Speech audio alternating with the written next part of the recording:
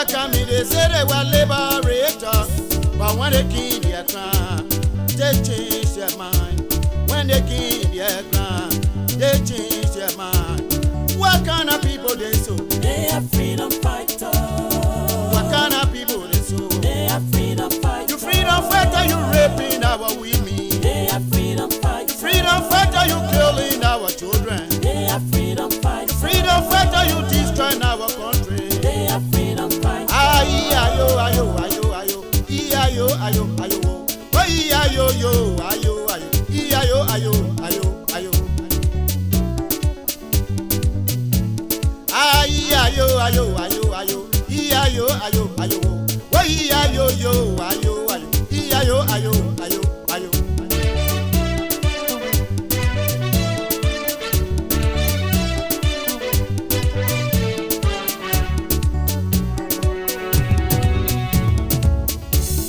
When they were coming, they said they were liberators. When they were coming, they said they were liberators. But when they came their ground, they changed their mind. When they came their ground, they changed their mind. What kind of people they so? They are freedom fighters. What kind of people they so? They are freedom fighters. You freedom fighter, you raping our women. They are freedom fighters. You freedom fighter, you killing our children. They are freedom You fighters. freedom fighter, you destroying our country. They are freedom fighters. Ayo, ayo, ayo, ayo, ayo, ayo, ayo, oh, ayo, yo, ayo, ayo, ayo, ayo, ayo. Ayo, ayo, ayo, ayo, ayo, ayo, ayo, oh, ayo, yo, ayo, ayo, ayo, ayo. Music. Aha.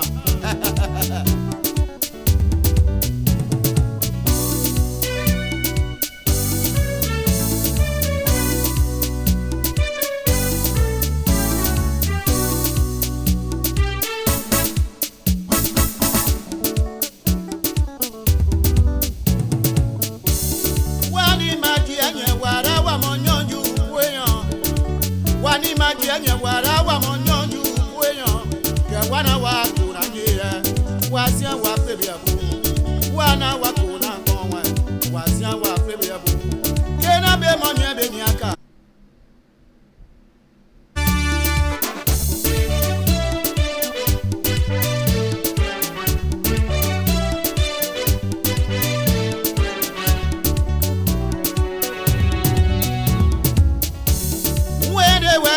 They said they were freedom fighters. When they were coming, they said they were liberators. But when they came their crown, they changed their mind. When they came their crown, they changed their mind. What kind of people they so? They are freedom fighters. What kind of people they so? They are freedom fighters. You freedom fighter, you raping our women. They are freedom fighters. You freedom fighter, you killing our children. They are freedom fighters. Freedom fighter, you destroying our country. They are freedom fighters. Ayo, ayo, ayo, ayo, ayo, ayo, ayo, oh, ayo, yo, ayo, ayo, ayo, ayo, ayo. Ayo, ayo, ayo, ayo, ayo, ayo, ayo, oh, ayo, yo, ayo, ayo, ayo, ayo, ayo.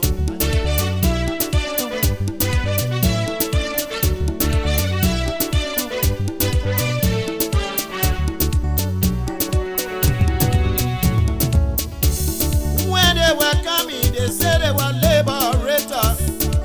When they were coming, they said they were liberators. But when they came their ground, they changed their mind. When they came their ground, they changed their mind. What kind of people they so? They are freedom fighters. What kind of people they so? They are freedom fighters. You freedom fighter, you raping our women. They are freedom fighters. You freedom fighter, you killing our children. They are freedom fighters. You freedom fighter, you destroying our country. They are freedom fighters. Ayo, ayo, ayo, ayo, ayo, ayo, ayo, oh, ayo, yo, ayo, ayo, ayo, ayo, ayo. Ayo, ayo, ayo, ayo, ayo, ayo, ayo, oh, ayo, yo, ayo, ayo, ayo, ayo, ayo, ayo.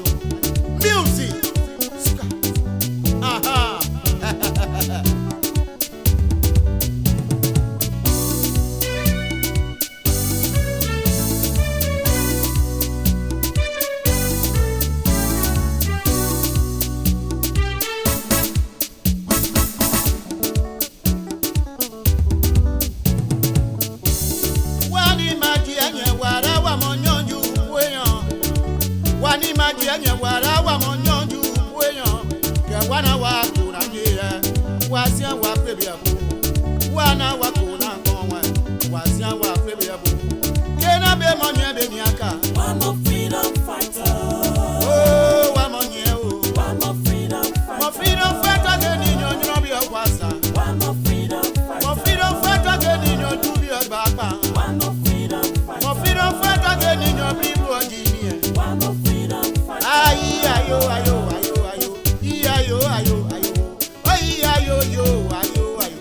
Ayo ayo ayo ayo. Ayi ayo ayo ayo ayo. Ayo ayo ayo. Oyi ayo yo ayo ayo. Ayo ayo ayo ayo. Wani maji anye wara wa monyonju weyan. Wani maji anye wara wa monyonju weyan. Ke wana wa kunaje wasia wa pebia ko. Wana wa kuna konwe. Wasia wa pebia ko. Kena be monye be niaka. One more freedom fighter. Wa monye o. One more freedom fighter. Mo freedom fighter ke ni nyo bi okwasa. One more freedom fighter. Mo freedom fighter ke ni nyo du bi ogbapa. One more freedom fighter. Mo freedom fighter ke ni nyo bi bu ojini. One more freedom fighter. Ayi ayo ayo ayo ayo. Ayo ayo ayo. Oyi ayo yo ayo ayo. Ayo ayo ayo ayo. Ayi ayo ayo ayo ayo. Ayo ayo ayo. Oyi ayo yo ayo ayo. Ayo ayo ayo ayo. Ayi ayo ayo ayo ayo. Ayo ayo ayo. Oyi ayo yo ayo ayo. Ayo ayo ayo ayo. In 2017, losing to George Weah. Well, he could get a second bite of the cherry at elections due in 2023. But would he want to? Well, at the moment, he's chairman of an uneasy opposition alliance known as the Collaborating Political Parties, or CPP. Mr. Boakai is currently in the United States and he's been speaking to Focus on Africa from Maryland. So, first question, does he still want to be president of Liberia? Very much so. Not an ambition, but it's a desire to serve my people in an area that I see a lot of deficiency. You call this a desire to serve your people, but in 2017, your people rejected you in favor of George Weah. Well, let's say it that way, because we accept the will of a democratic society, but I know I wasn't rejected. Well, you lost the election. Great, that's how we say it. So, in 2023, what makes you think that the Liberian electorate will change its mind? The Liberian electorate have found out that they made a mistake, and that mistake needs to be corrected. And that is shown in all of the things that are happening in Liberia, and I'm very, very sure that the Liberians have now remade up their minds. And the election in 2023 would mean that you'd be 78 years old. You'd be going against Mr. Weah, comparatively youthful in his 50s. Health-wise, would you be fighting fit to take him on and be able to endure the rigors of the campaign? In terms of fitness, I'm very fit. In terms of being able to compete, I'm very, very capable. And we are not right now talking about age. I'm in very good health, and we are maybe in his 50s, but he's not doing what the people want. The people want somebody who is capable, fit, and able to lead them by example. So let's look at the politics then.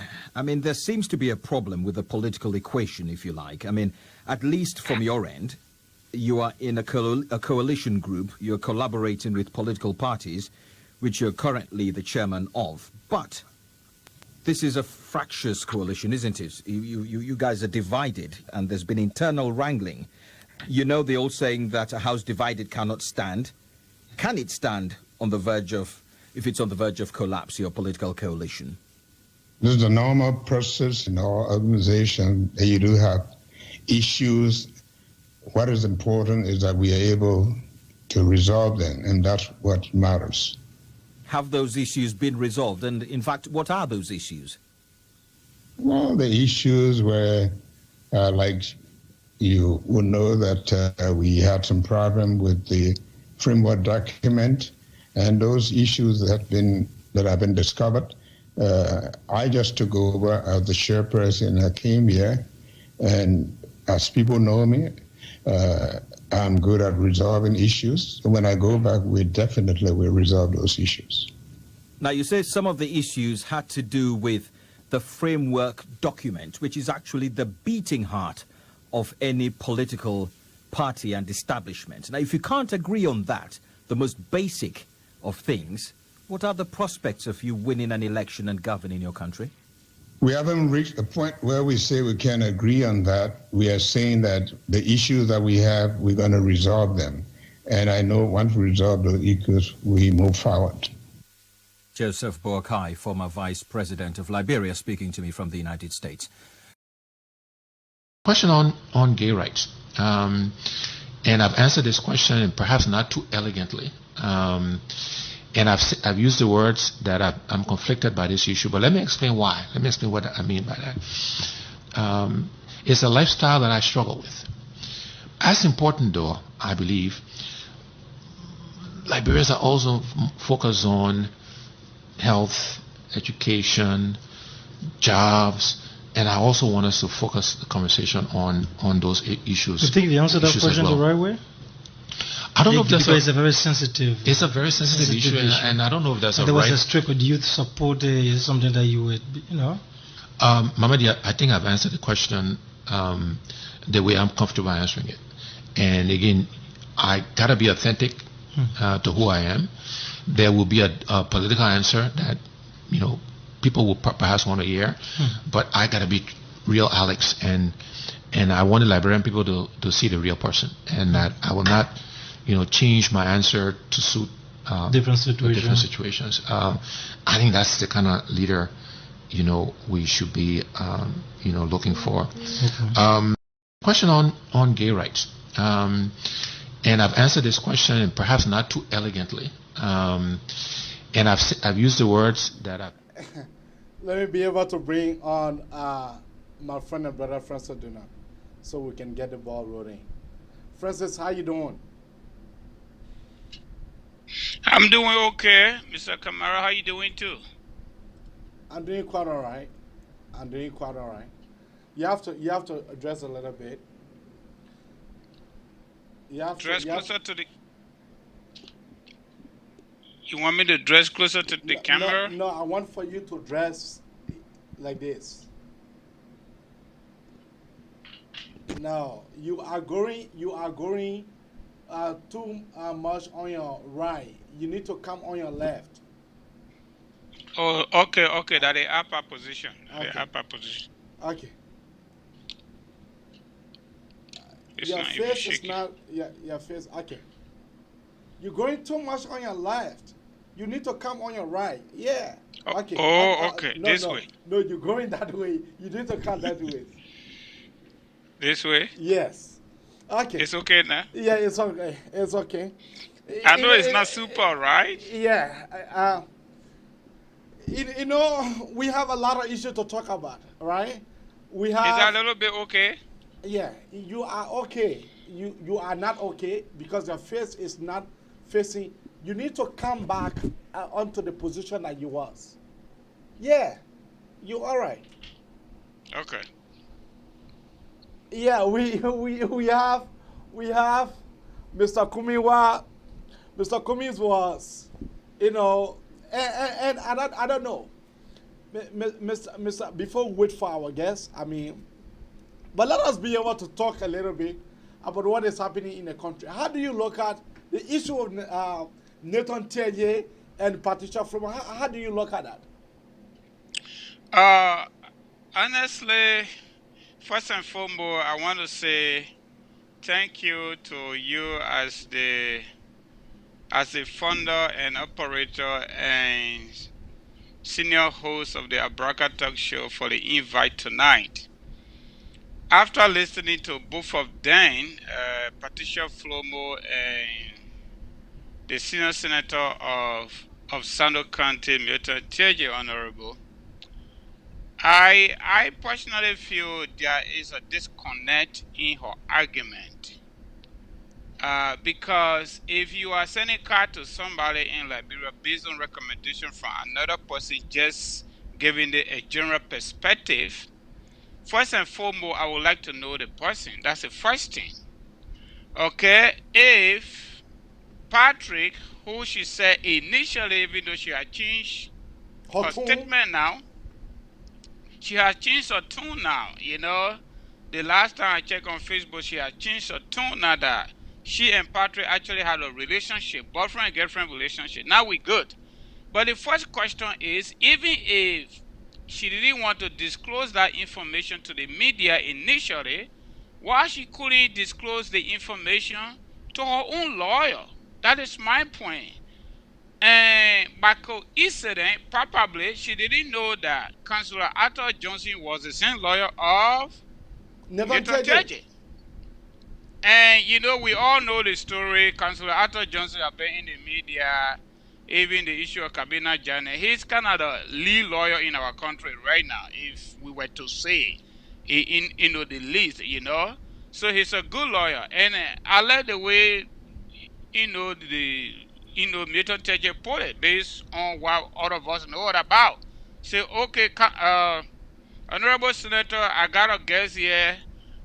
In fact, I would like to come with her, blah, blah, blah. But then the honorable man said, you are the lawyer, I will come there. And based on what we all listening to, my best recommendation, because the issue of constitutional immunity, it is clear.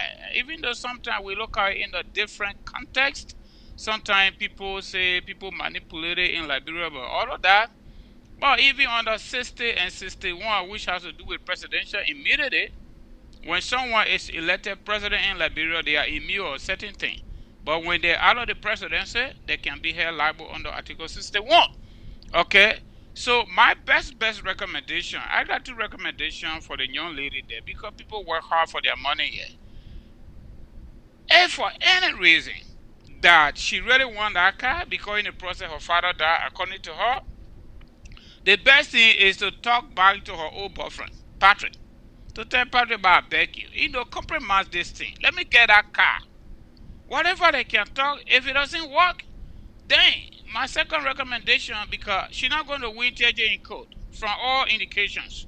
Even let leave the issue of he being honorable immediately. Immediately when you leave session, for the most part, you can still be tried in court, okay?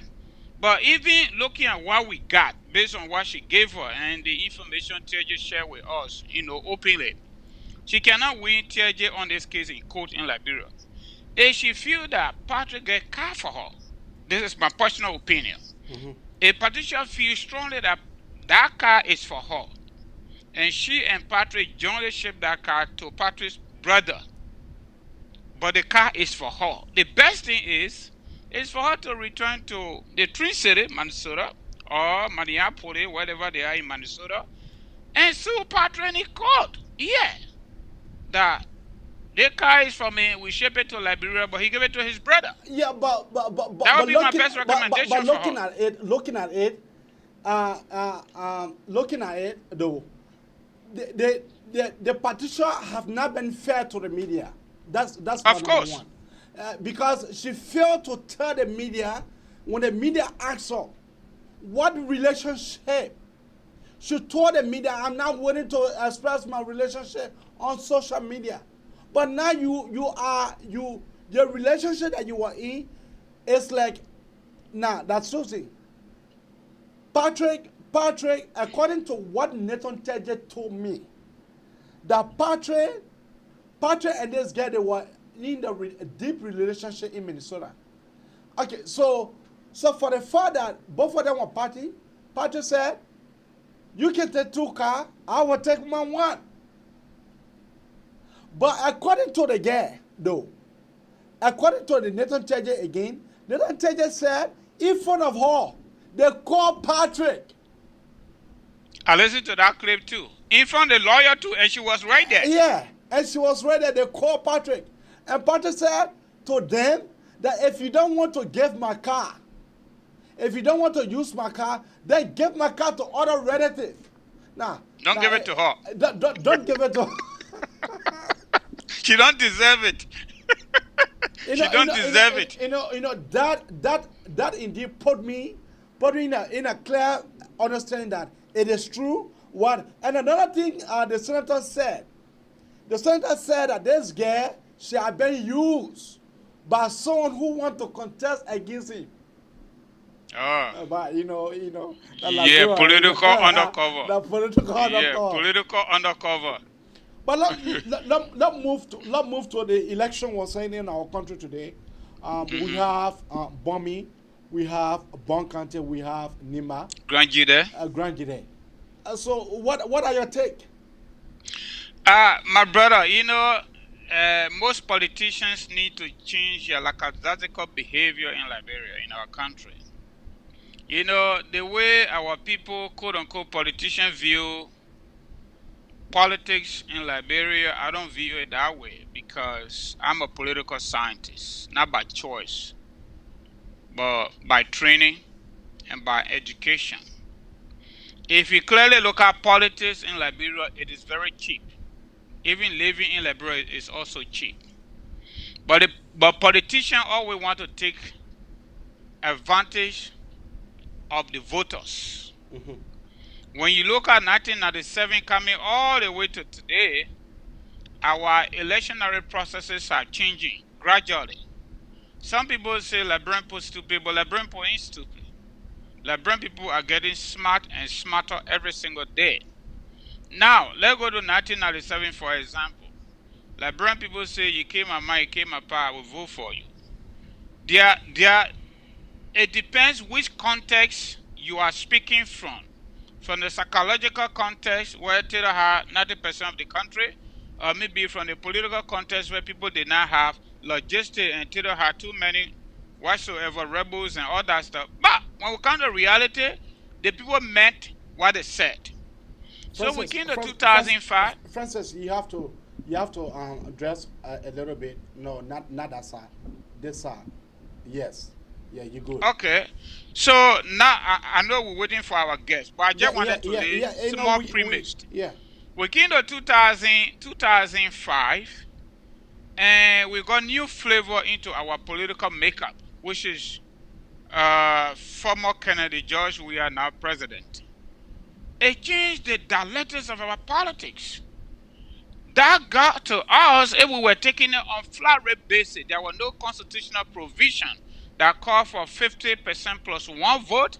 Just we won our election 2005 hands down.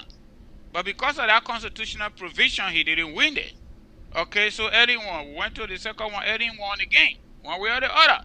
But let's look at today and let's look at the recent decision by the Liberian people. 2019, DeLong winning in the Mosrado County as a hub of the CDC-led government. And he won it again 2020. Now, that was the new birth given to a new coalition that's survived and they pick a huge number of votes that many people didn't expect in 2020.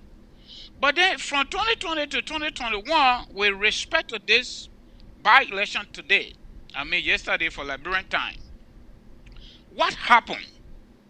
If you were to ask me that question, the answer is the electors are giving a payback to the so-called CPP people. That if you fast 2 months, you stand divided in your house, this is a dividend for you.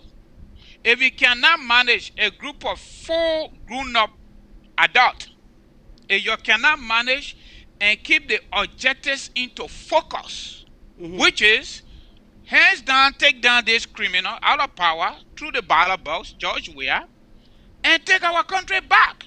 Because, my brother, this is look, let me tell you something. You can have brilliant ideas, policy-wise, all the good stuff. If you cannot fight the incumbent and take them down, hands down, one bang, Liberian people call it, not runoff, one bang, you on your own.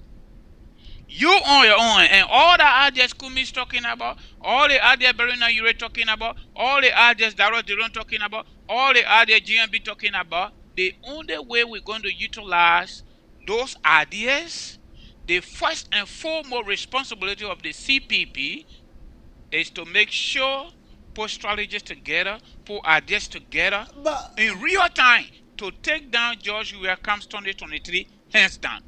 But from where we are now, I think Yeah. they already failed.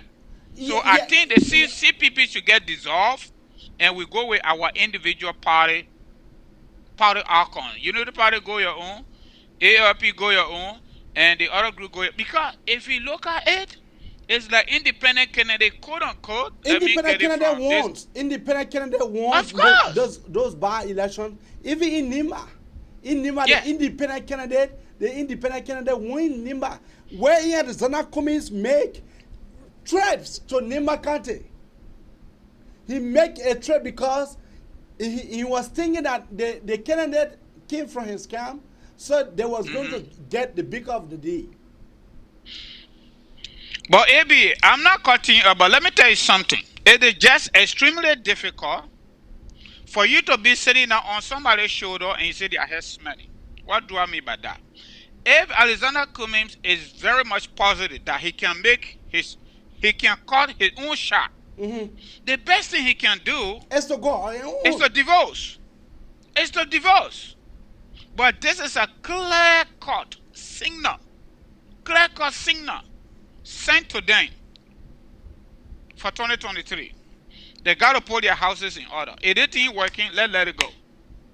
Let us let it go. But I'm very positive. A unity party have gone on their own in some of these, Counties. by-election, they will have making a mark. Right now, CDC is not in the lead. Nimba County political godfather Prince Johnson is not in the lead. Yeah, because The CPP is not in there too.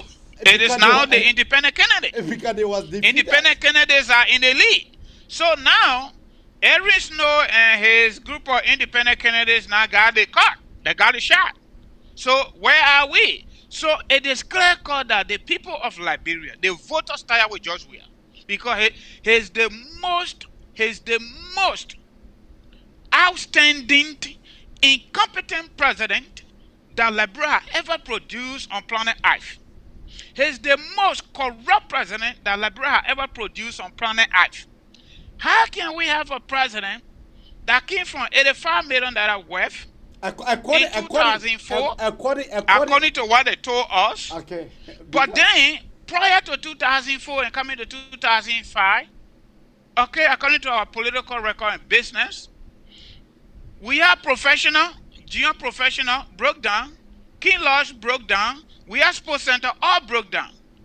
Now, I'm not an economist, but they're political in the political economy.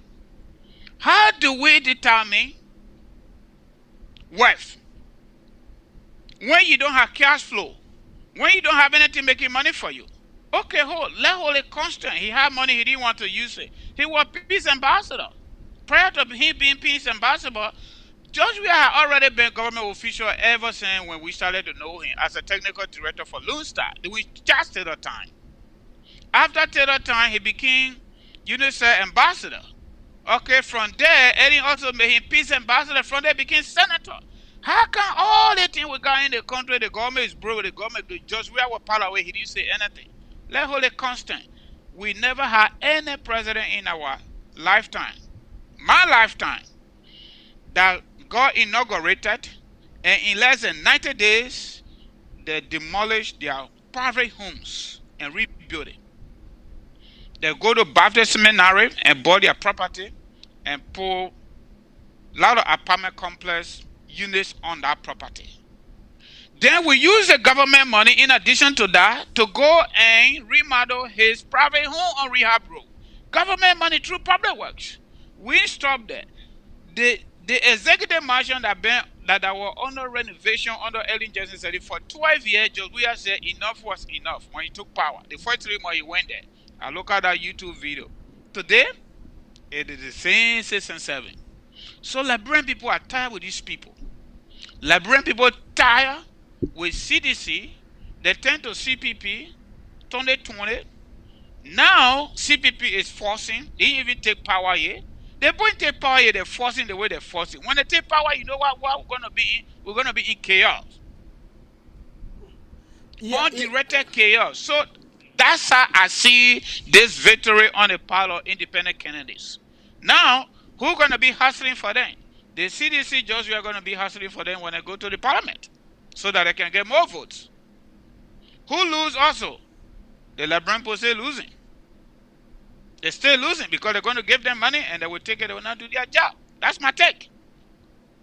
You said it all right. You said it all right. But let us be able to look at one thing, right? As I looking at the political games in our country, it's the warning to the CPP. This by-election was a clear warning to the CPP that, hey, if you guys cannot hold together, you go your separate ways. If the center cannot hold, you guys, you share yourself. You guys go alone. Some Mr. Kumi think that he is the only giant in the room and he is the man of the march. Then let him go your separate ways. But I can tell you for a show, when JNB go back, I can tell you for a show, when JNB go back, there will not be NSCP anymore longer. Take it from me. They need to do better. They need to do their homework. Let my audience hear this and hear this very well. When JNB go back, he will call a first meeting, and that first meeting that he will call, take it from me or not, Arizona Bikumi will never be part of that first meeting. But he might even walk away again, because before JNB came to the U.S., the meeting that he scheduled, ABC said there was not enough time. How big is Liberia? He didn't have enough time. This time he didn't have enough time to attend the meeting, because he said the meeting was called in less than 72 hours. Oh my goodness. You want to beat George Weah? Are you serious? You want to beat George Weah 2023, then you say they didn't give you 72 hours? So you can't attend meeting? The people go to their own convention, they elect their own standard bearer. Okay? Alakada said they invited you as a political, quote-unquote, partner. You say in the first place, the thing you're doing is illegal, and besides, I'm not even stepping there because what you're doing is wrong. Oh, so now, there's framework here, even though it is, right now, it's having question mark. We are together. We are in it together. So we're doing our thing. Consider as a what? Observer, because we are all in it together. In fact, you're not supposed to be doing what you're doing anyway. That's the first thing I got to tell you. I'm not stepping there. You are doing something illegal. Then we're talking about Roman number to regular number. Hey, my brother, for God in heaven's sake, a door like ABC was not able to tell his colleagues, in close door, my people here, we did a thing, now we're in an ugly intention. But we did it so that we could meet up with the conventional standard. Let's get this thing going. ABC has killed the momentum of the CPP. No, he have. And one of the things that ABC have also done, they respected. You know that ABC was able to purchase ADD Abraham Darrow's DeLong, office chief of staff, for him to resign. Do you know that? Do you know that? The two brothers, it was Abel Plaki and the other guy. Do you know that they are currently on ABC payroll? Oh, I think the way I'm looking at ABC, he trying to use the bad people, quote unquote, the bad people, Nyombli, JNB, and Ure, to gain political capital. But from all indications, based on the result we got now, it's not working for him too. Not only that, it is not working for JNB, Ure, and Nyombli, but it is not also working for ABC. Because if it were working for him, the election result, especially in Nimba County, he would have won. So now he need to go back in his closet. The short term and the long-term political project that he got, hiring all these guys, taking it from other organization, precious group, like our own brother Maba Yoba, and the other guy from how they call it, CDC, and the other lady from Unity Party. Look, it is okay. Under fundamental right and freedom of association under our 1986 Constitution, every single citizen has their right to affiliate with whoever they want to affiliate. To build friendship with whoever they want to build friendship with. But equally so on the basis of, some level of integrity, mutual respect. You can't be going in other people's political party to destabilize them. Just because you get $1 or $2, that's not cool. One of the smarter things they made, the man was to buy Lara Youngquai. Lara Youngquai was elected, but you didn't buy the ticket. Lara Youngquai buy the ticket, then go and pay for it. Say, come on over. Then he paid for Lara Youngquai. Then what about this other old man too? I think from Bopolu, right? Or the chairman? Yeah, from Babalu. The ANC chairman. The ANC chairman. Yeah, I think that Daniel Nete, that years ago. But let us be able to look at Musa Hassan Belete for a minute. Okay, that's another story right there. Our guest will soon be joining us. Musa Hassan Belete, he had been another flip flappers. From ADD, that's what I said to ADD. I said, you guys never did yourself good. For you guys to look at corrupt Musa Hassan Belete and give your party to him, you guys made a serious mistake. And ADD was backing Musa Hassan Belete all over the place. Now, ADC said the people made a decision, so he could not do anything about it. But now he's suspended, so he can't even do anything right now. And he tried, look, AB, that is so funny, right? Some people already got some kind of political capital waiting for them to score real political points. But they're messing with it. And one of them, the ABC. The second person, the Musa Hassan Belete. My brother. Sometimes when Costa tell them, they say Costa frisky. But Costa can give them the truth. And most Liberians don't know the truth. But this is the thing. When Councillor Bronskin was leaving, where were they? Nobody is saying you cannot have a reform. But can you imagine? You have a renter in your house. They're renting from you. You didn't sit in there, they buy the house. Then that renter now telling the landlord, say, if you misbehave, I will put you out. No, most Liberian people ain't let reality. My brother, let talk so and talk so. We know the root of Liberty Party. We know the foundation of the Liberty Party. We know the culture of the Liberty Party. Musa Belete came in when Bronskin was leaving and this was investment. Bronskin still left in there and selected Nyombli. They didn't vote for Nyombli. Bronskin selected Nyombli to be the political leader of the Liberty Party. Steve Zago was their chairperson. At the time, they went to Lofa County and they saw Bronskin there and they made a decision. My brother, for God in heaven's sake, you're setting that over there, the number 3 largest political institution in our country. From Nimba County. Oh, whether you like it, you don't like it, I like it, I don't like it. Look, Liberty Party is a dominant Bassa people party. Let me call it from Costa. No, and that's the reality. It is a Bassa people party and it is a Bassa. For you to be, when we told the thing, they say, oh, trapter, look, we can't right here in America, we live right in America here. Ethnicity is key to political demographic and decisions. Musa, you come from Nema County. Even in your own community, in your own Madingo community, you are not a political capital. It's clear. We are happy that you are a typical Liberian man, born and raised on the soil. You got some money. We respect that. But you can't go sit down in the Bassa people house and you threaten the Bassa woman that if you say fine, we'll go to convention and put you out. We'll go to extraordinary convention and get you out. Can you imagine that the same thing ABC doing?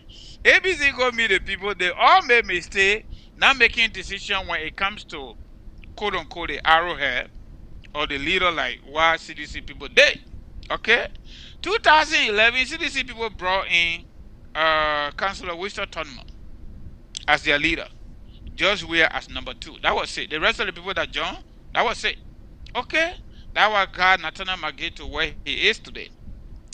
Now, how can ABC be saying that Ure got a stigma, Bwaka got a stigma, he been in government forever? Okay, let's even hold it constant.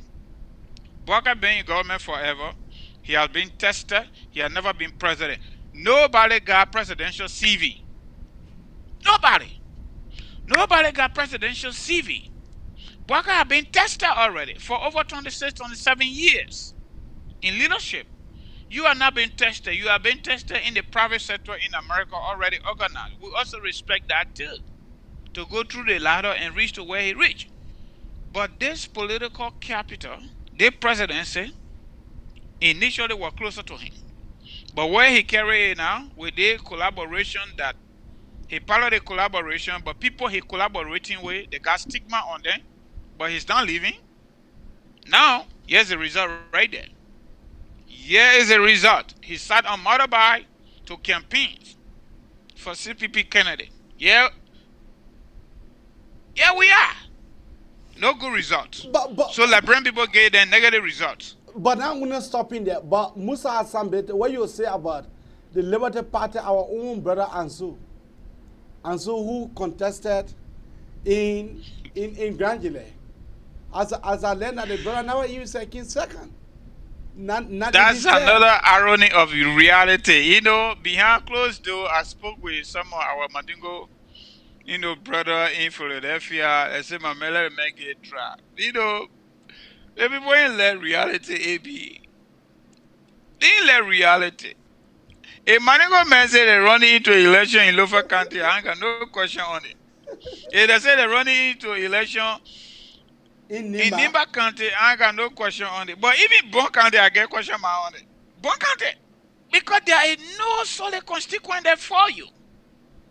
Nobody is saying, maybe your father left from Nimba or maybe Lofa, Kwando, Bono area and can't settle there. But you know what? It's not enough. But it's always good to give it a try. It's always good to give it a try. For Ansu to lose a community leadership in Philadelphia. And that process is still in chaos, in confusion. Then he flew from here and spent $1,500, maybe Billy to get share with him a little bit, we don't know. And go straight to Liberia and go to Grand Jide County to contest for representative election. It's like a movie that has no end. Yeah. Okay. But our it's guest, good for people to try always. Our guest that joining us right now, Frank Lobbo. Okay. Frank Lobbo, how you doing? Can you? Frank Lobbo, how you doing?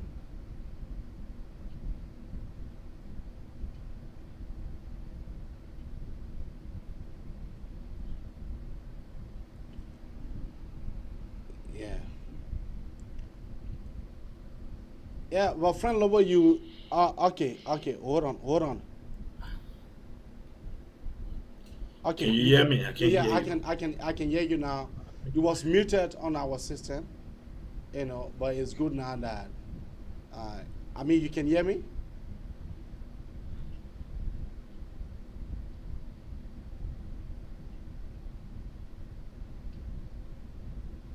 You can hear me? Friend Lobo, you can hear me? Oh, no. I think he's struggling a little bit. Okay. Yeah, that was friend Lobo. He is our guest for tonight. Mr. George Lobo is our guest for tonight.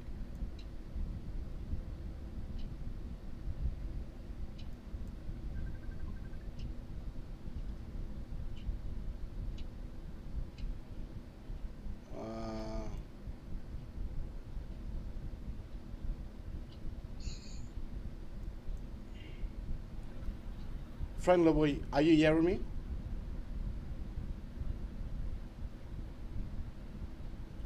George Lobo, are you hearing me?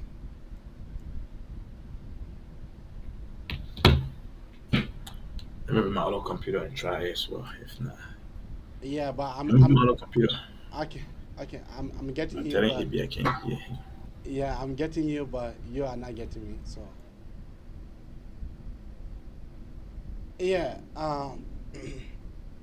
yeah. I mean that was fun, Lobo. So let us be able to play you a clip, so you guys can be able to see. Question on gay rights. And I've answered this question, and perhaps not too elegantly. And I've used the words that I'm conflicted by this issue, but let me explain why. Let me explain what I mean by that. It's a lifestyle that I struggle with. As important, though, I believe, Liberians are also focused on health, education, jobs, and I also want us to focus the conversation on those issues. You think they answered that question the right way? I don't know if that's because it's a very sensitive. It's a very sensitive issue, and I don't know if that's there was a strip with youth support. Okay, we have George Lobo right here. George Lobo, are you hearing me? Are you hearing me?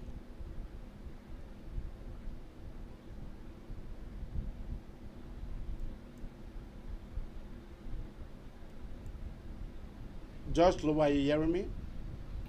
I can't hear you. Yeah, but it's like you. Let me see. What is the show? I need to find it. The show is Liberian TV Liberian is Today it. Media.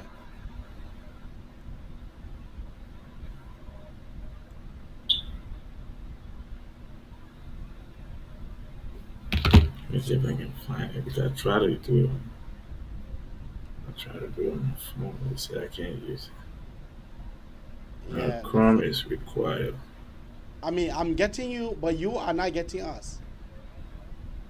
Okay, let me put it in. Let me try my phone and see if it works.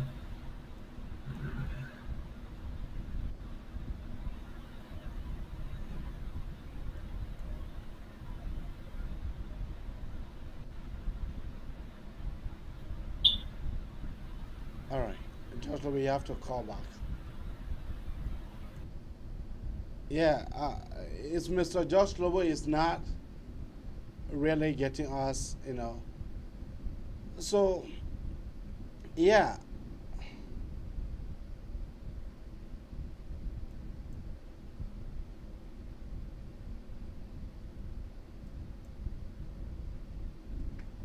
Hello? Yeah, I can hear you, AB. Yeah, you're live. You're live. Okay, beautiful. Is it possible to make my picture big? Then that's fine. I mean, yeah, whenever you're speaking, I mean, I will be, Mr. Donald, you need to, Mr. Donald, you need to adjust yourself. Mr. Donald? I was trying on the computer, but why is that I was not hearing on the computer? You want us to try what's wrong on the computer? Yeah, I mean, if you want for us to try on the computer, that's fine. But, Yeah, but on the computer, I wasn't hearing you. So let me do something on the computer. I think something it is the computer volumes. There's a volume of the computer. Yeah, but that's what I always using. So let me do something. I think I figure out what's going on. Okay. So, Mr. Donald, you.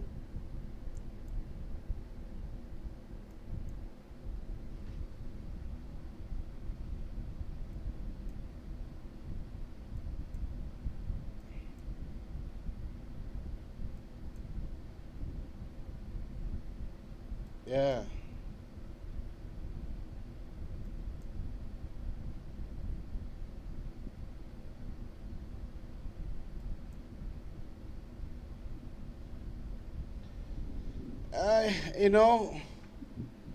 This software is a time challenging, but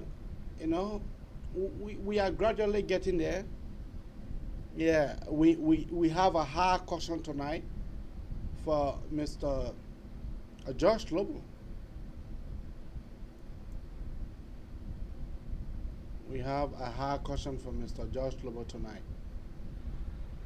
you can hear me? Yes. Okay, I'll use my phone. All right. Let me just use my phone. Yeah, but I'm hearing you, but you are not hearing Let me me. use my phone. It's not working. Okay. Yeah, folks. I'm sorry for the inconvenience. But you know.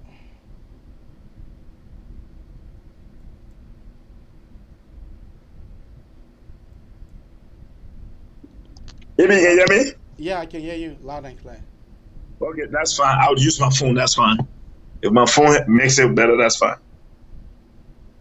Yeah. I mean, So, if I want to watch the show live, if I want to share it, where do I have to go? you have to go to Liberia Today Media on Facebook. Okay, hold on. Oh, on Facebook, Liberia Media. Yeah. Okay. Liberia. Okay, I see it. Nah, I didn't know that. All right, that's good. Facebook, Liberia Media. Yeah. Okay, I'm there. Okay, we're good. All right. As I'm waiting, my co-host, Francis Duno. Okay. Liberia have been a great country, and as we all know, the situation with our country, Liberia. So what news? AB, I mean, things are well, as I can speak to you from my end. I want to say thanks to your viewers. Let me apologize to you, but you know why I was not here. I just left the former VP, and like I said, so that was the reasons why. Having said that, AB, we all are not only touched, but we are concerned about the way things have been done in Liberia. To have the President of the Republic of Liberia to leave his country for over 15 days, just to go out, in these difficult times where more Liberians live in abject poverty, where the government performed poorly. The MCC scorecard shows that our government have done nothing to improve the people's livelihood. Nothing in terms of investments. To have the president, one would think by this time will come to his senses, will be in Liberia to be meeting with his economic team, to be able to craft policies and solutions that address the plight of our people. Unfortunately, it's a sad situation, AB. So we are gravely concerned about the well-being of our people. And this is why you see some of us out here.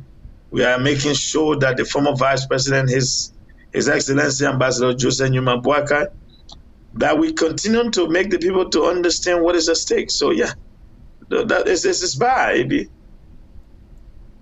Okay, Francis, do not just join us. Okay.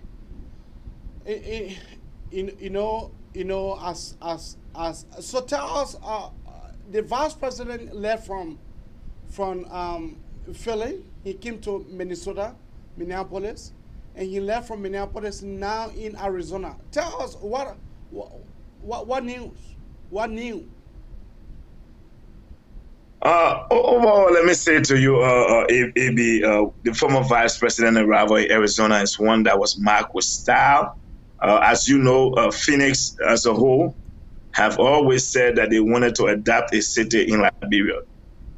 During his time as Vice President, he came to Arizona 3 different times, where he was able to establish real relationship with people in the hierarchies of power. And now as a private citizen and as a politician, he has continued to follow up on those relationships he established in the past. There were a lot of good things that was promised to Liberia. And the former Vice President believed that indeed he wants to keep that spirit awakened. He wants to make sure that those folks are in tight. He wants to make sure that when he becomes president, that there are opportunities available to get things started. So I think overall, I would tell you, AB, the former Vice President arrival in Arizona was kicked off by a dinner held at the Senator's house, Senator Taylor. You've been seeing pictures of the former Vice President. Today he was at the state capitol where he was meeting government officials here. Not only that, tomorrow the former Vice President is expected to also meet with the Speaker of the House of the legislature here in Arizona. The former vice president has a strong tie out here in Arizona. The good thing about it, Abraham, is that Mr. Cummings was in America while he was here basic dancing. Former vice president is in America interacting and meeting with state officials, folks from all over the country, ensuring that he can make the case for Liberia, putting the plight of our people first. You know, it's so mind-blowing to hear people say the former vice president in America is meeting with low-level officials. It's unfortunate. A state of Arizona that have recorded budget shock or surplus over the past number of years, if you will refer to Arizona as low-level officials, then I mean you must not be okay, because Arizona is a growing city, one with very promising opportunities that Liberia can benefit from immensely.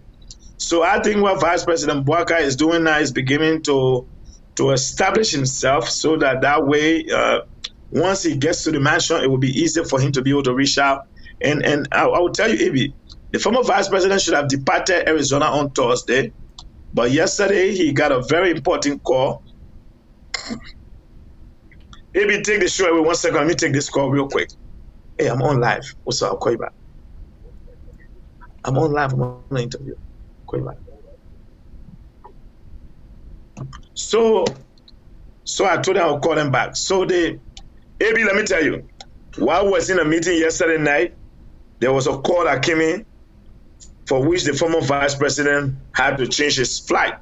You know, he should have left Arizona on Thursday, right? Yeah. But now the former vice president will be in Arizona on Friday, because he said to me with the Secretary of State, who is poised to be the next governor of the state of Arizona. So Ambassador Bwaka is in America not to be dancing, but he's here to do serious business. And that is why I can bring from our end. And I'll tell you, the reception here, from what I know, tomorrow he's supposed to be meeting with the president of the Arizona State University, a school with over 70,000 students. So again, building bridges, opening new doors of opportunities for Liberia. For us, what we've said is our goal is to get things going. Ambassador Bwaka's agenda for Liberia is one that is focused on real empowerment. And we believe that the skill set needed, we need to be able to invest outside. We need to find partners that can come to Liberia that are willing to support us. Don't forget, in the state of Phoenix, Maricopa County has the largest community district in America. Former Vice President Bwaka also met with the president. So again, like I said, there's so much in store. So right now, I'm happy with where things are. I will be at the meeting on Friday when we meet with the Secretary of State and other high-profile level government officials in the state of Arizona. Okay, Mr. Duno, you have a questions for George Lobbo. Yeah, Mr. Lobbo, how you doing, my brother? This is my first encounter with you. Like you said, we understand JNB is here trying to follow on those political activities prior to coming to the United States to do a real follow in person. However, we got some domestic activity that went on today with reference to those by-elections. He being the chairperson of the CPP today, and considering the result that we got from those by-elections, what is your take under his watch?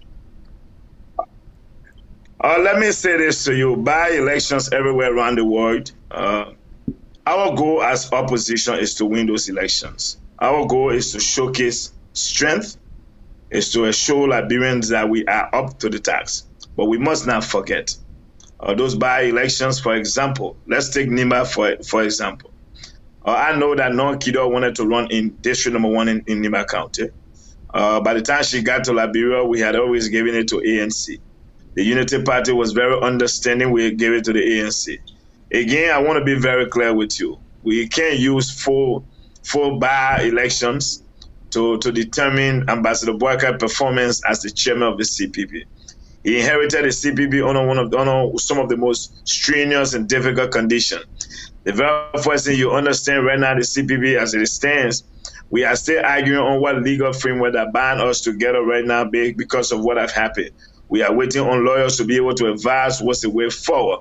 So these conditions where Mr. Cummings would not attend the turning over ceremony because he didn't feel it was legitimate. So the CPP itself had its own division.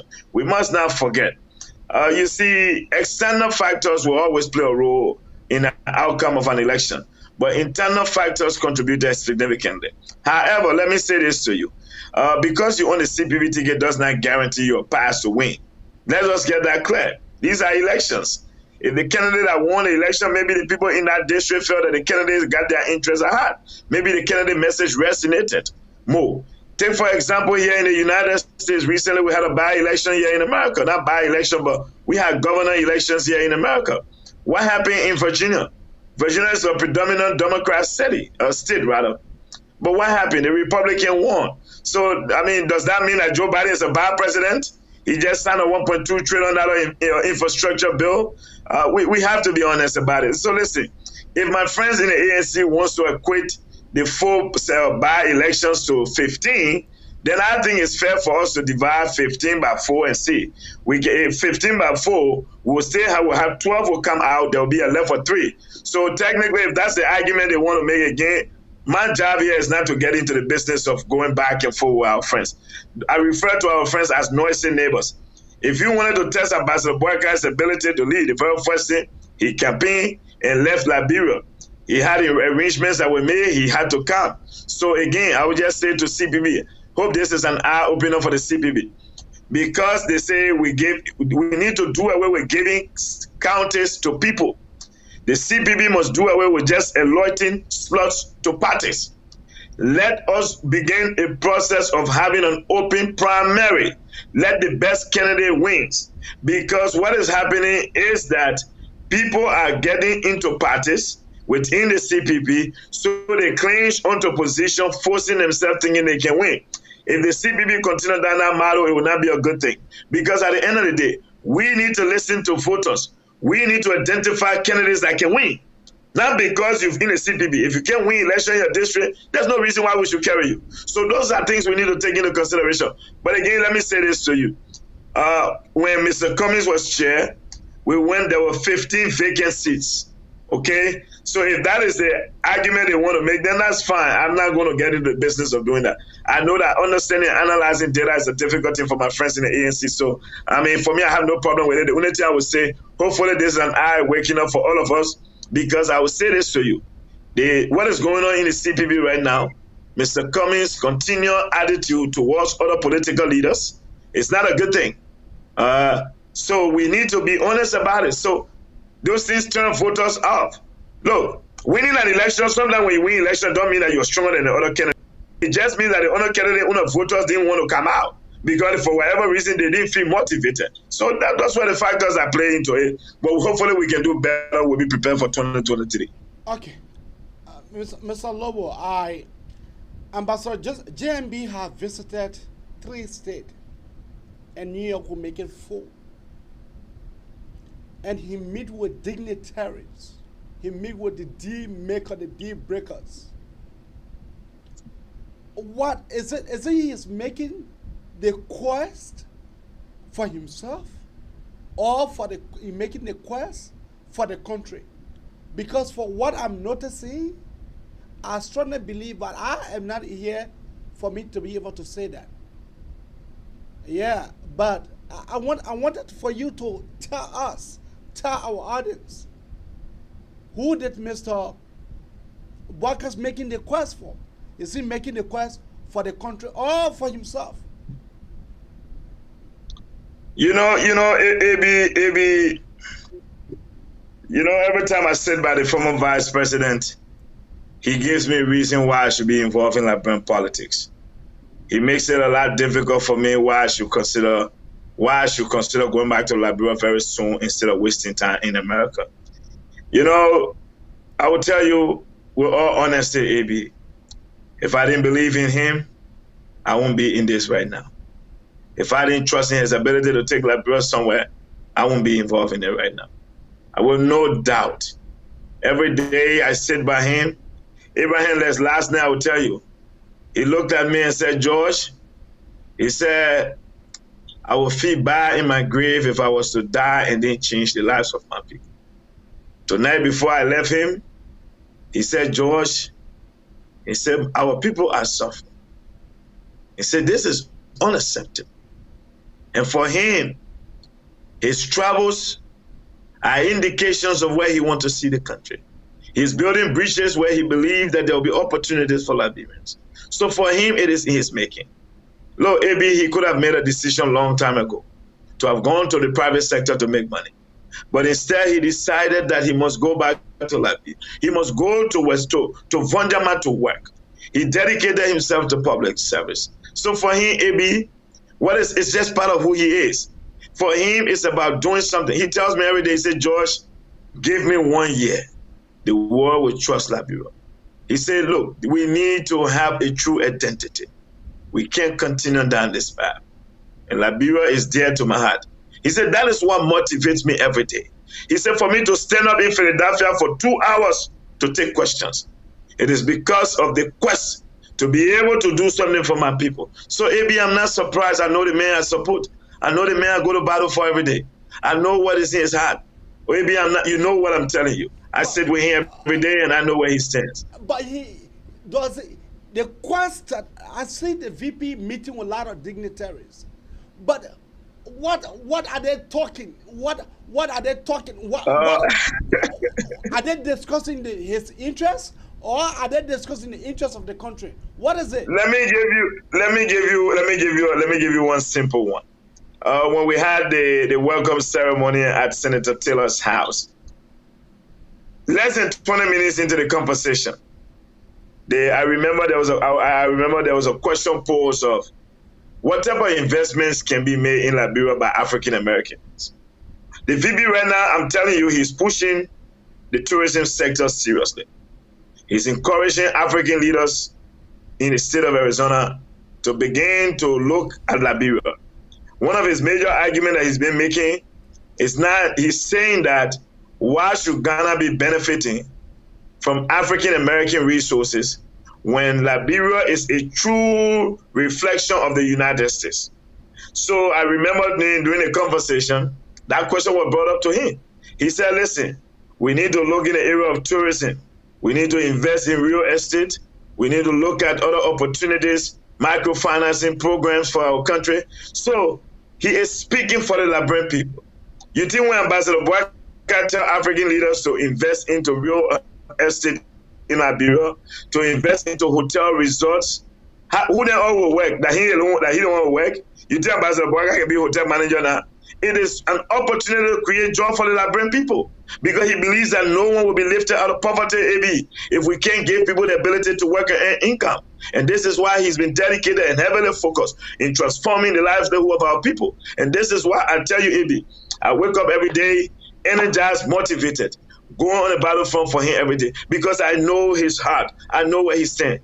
While Mr. Cummings was in America here, hosting town hall, hosting Hele, backyard discussions in Maryland here and there, dancing on the dance floor, Ambassador Boyka is up for serious business, and this is what the Liberian people need. While President Weah was hanging out in Paris, taking pictures, Ambassador Boyka is at the state capitol in Arizona, meeting with government, serious state government officials, making a case for Liberia. And that is our goal. Because even as president, we believe that there will be too much work that needs to be done, and there will be no time for a play. This is why we want serious people doing serious business. So he's making a case for the Liberian people. Maybe Ambassador Boyka don't need anything. He's retired. He has been vice president for 12 years. All he wants is an opportunity to set the country up for success, and that is the argument we're making. As I learned before on Jusu coming, as I learned that the former vice president, he is loading continuums. Tell her about that. AB, again, I will say this to you. The issue of continuance in Arizona, he has a very, very big support base here. So I know about the continuance that have been loaded by Project Q. The boxes are packed of medical supply that will be shipped to Liberia.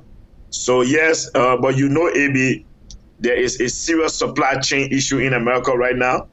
We've been waiting to get containers into Phoenix. So that is going to be the hold on.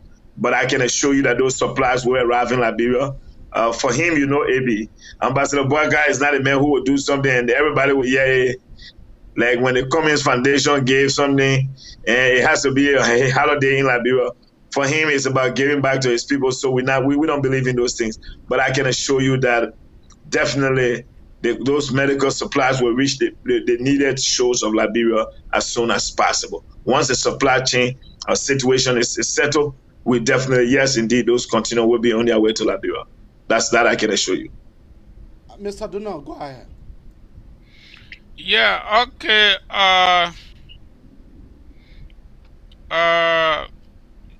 Mr. Lobo, my other concern is the issue of I call it chiche politic anyway, but let me just give it to you. There has been these speculations, not even speculation, but conversation on Spoon Talk that took them for over half an hour discussing you and the former VP about telling him what to do when he was in Philadelphia doing the town hall.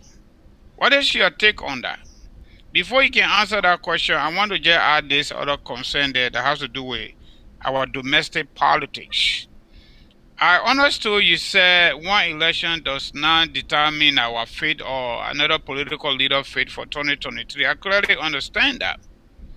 But from all indications, prior to the CPP saga, the Freeworld saga, the CPP made a remarkable political gain in 2019 when Delon was elected. And then 2020, Delon was elected again with overwhelming, formidable margin, including other counties in Liberia. That was just 2020. This is 2021. You talk about, political data analysis, and we also talk about political history, especially elections. If we make significant gain before the saga in CPP 2020, early 2019, few months later into 2021, now we can't even get any significant numbers. We ain't going to win anything from our indication where we are right now. So, the saga is still continuing with reference to the framework. What could be the possible plan B if for any reason the CPP doesn't hold and we want to make JNB president comes 2023? To be judged. Brilliant question. So let me say this to you. The CPP made gains in 2020, that's true, but we must not forget lost it in 2020 because there were 15 senatorial seats that were up for grab, and the last time I checked, the CPP had candidates in all 15 counties. We managed to pick up seats in the largest counties, which we lost some seats. Having said that, from a perspective, yes, we want the CPP to keep winning. We showing, but the CPP problem is the self-explanatory. When you Mr. Lobo, your line is not clear. Just Lobo, your line and is you not clear. consistently. Yeah, you have to. Can you hear me? Your line was not clear. Yeah, your line is sticking. Yeah, your Mr. Lobo line is sticking. So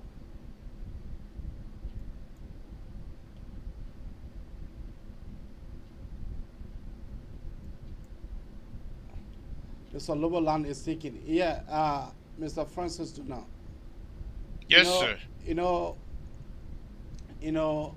As we all was looking at it, I strongly believed there's a lot here. Need to be done. There's a lot need to be done. There's a lot need to be done. George Lobo just joined us. Mr. Lobo, hold on.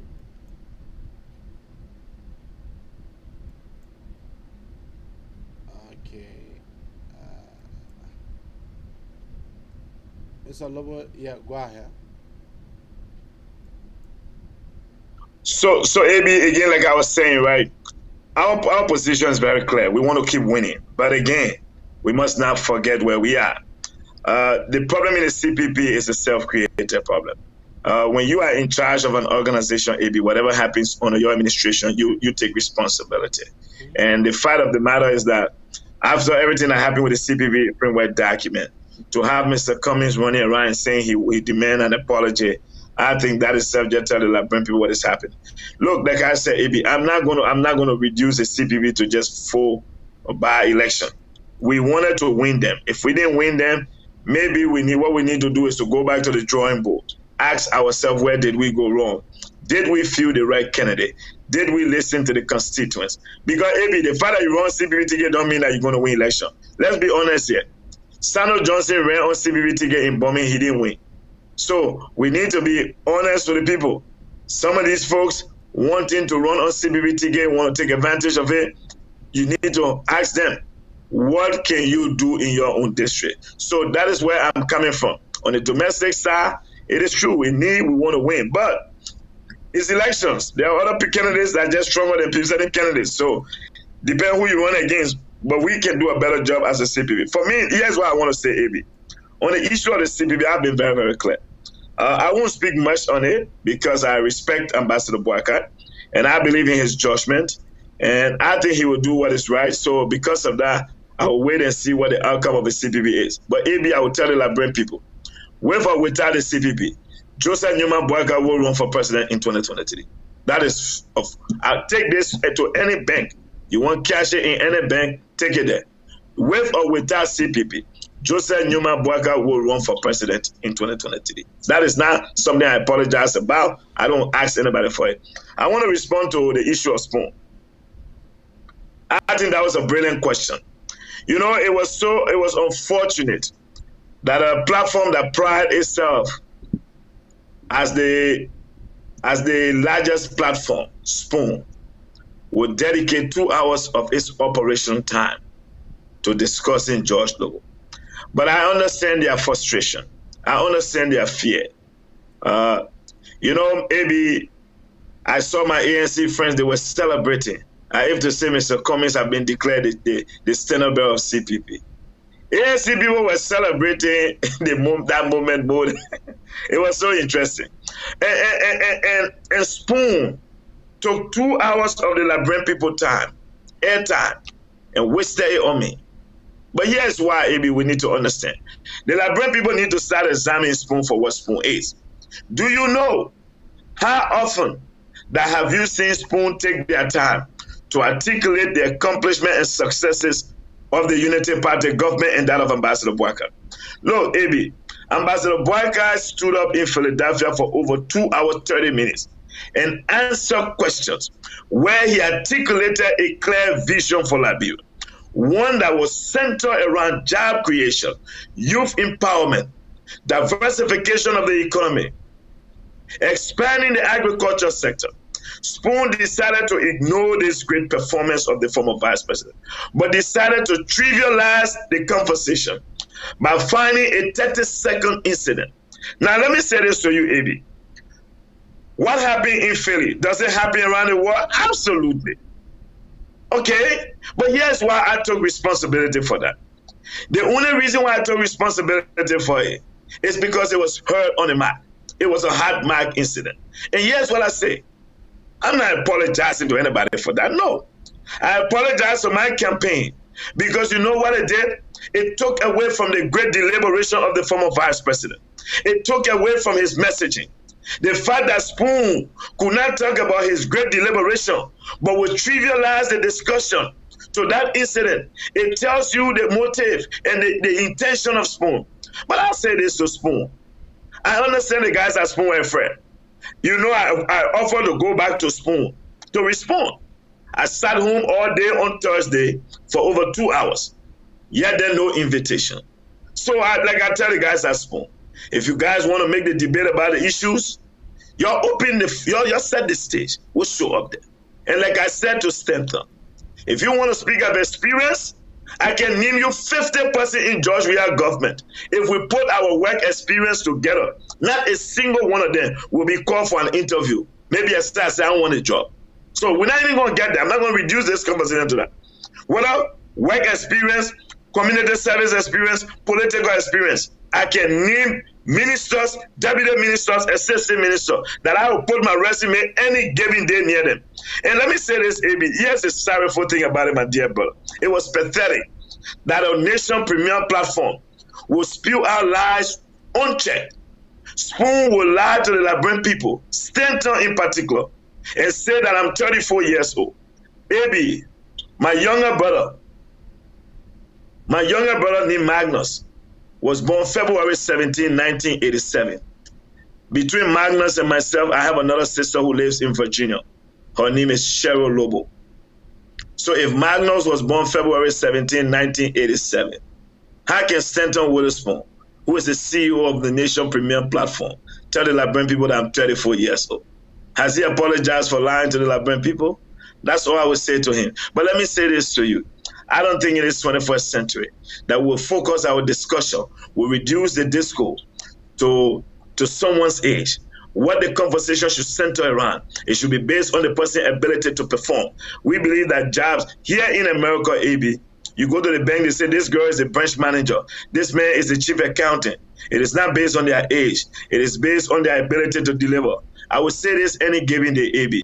Even if I were 34 years old, I'm proud to say that I have over 13 years of work experience, working for some of the most largest major financial institutions in the United States. I'm proud of that. So when Stanton asks about experience next time, I hope he will do his research. I will be looking forward to Stanton asking for Zoga Wilson experience in America. We'll ask for Eugene Fagon experience in America. He will ask for Jefferson Koji experience. I hope he will ask for Alvin Wisse experience, Mabasi Kaba experience, and I can continue with the list and so forth. Okay? We also ask for George Weah experience too. We ask for George Weah experience. That your island one day. Okay. So but let me just do a quick follow up, please. Let me just do quick follow up before we get to the next session. Are you there, George? I'm right here. I'm listening to you, my dear brother. Okay. So this is just a follow up. What do you make of Finance Minister Detour lecture that he provided for the entire Spoon crew on the issue of the MCC, that they are the best in terms of governance, they are the best in terms of microfinance management, they are just the best in everything, but they can't even pass the MCC. However, he cleverly escaped doing that quote-unquote interview he was doing probably pre-political campaign for 2023, but he called it financial talk. How can somebody say they're going to create 1 million jobs? Let's leave that. He said they didn't say that, but they're going to bring down poverty. They're going to reduce poverty to a significant number. What is the connection or the relationship between reducing poverty without accounting for a single job in the private sector that government have created? And then, how can a government create or reduce poverty without creating a job for the people? What do you have to say about that? And they can't even pass the MCC too. Let me say a few things to you about the Minister of Finance performance on Spoon. AB, this is where I was laughing at my friends at Spoon. After Samuel 12 poll deliberation at Spoon, where over 90% of everything he said were all lies. All lies. The Liberian people will have to think about their future come 2023. Seriously. To know that you have the Minister of Finance, Samuel Twe is the only Minister of Finance in the 21st century, who will go to an interview and will deliberate for over 2 hours, but without a single piece of data. That itself, for me, that was a conclusion that interview was a joke. I think it was one of those things where you call your friend and you're lecturing And Le Moluba Molu said a liquor talk. I think that was a liquor talk moment because there's nowhere in the world a minister of finance will go trying to to put the data together. Yeah, okay, so then definitely he should not have gone there. But again, Spoon is where people go to lecture each other. Let me say this to you. I was taken aback by Spoon performance that day. Because the fact of the matter here is that the only guy who really did his little homework that day was Ben Senvi. You saw the atmosphere change when Ben Senvi tried to hold Minister Twe using basic data and having some factual information to provide. Minister Twe was off his game. Not only that, when Tomalin George asking on the national poverty rate, you saw that was a serious problem. But let me say this to my friends at Spoon. If you are going to bring a minister of finance to your platform, what I expected for Spoon to have done, since indeed you gave Twe the chance to intellectualize the suffering of the Liberian people, my expectation was that Tuesday, Spoon would have taken the time to find somebody who will come and be able to at least fact-check Minister Twe.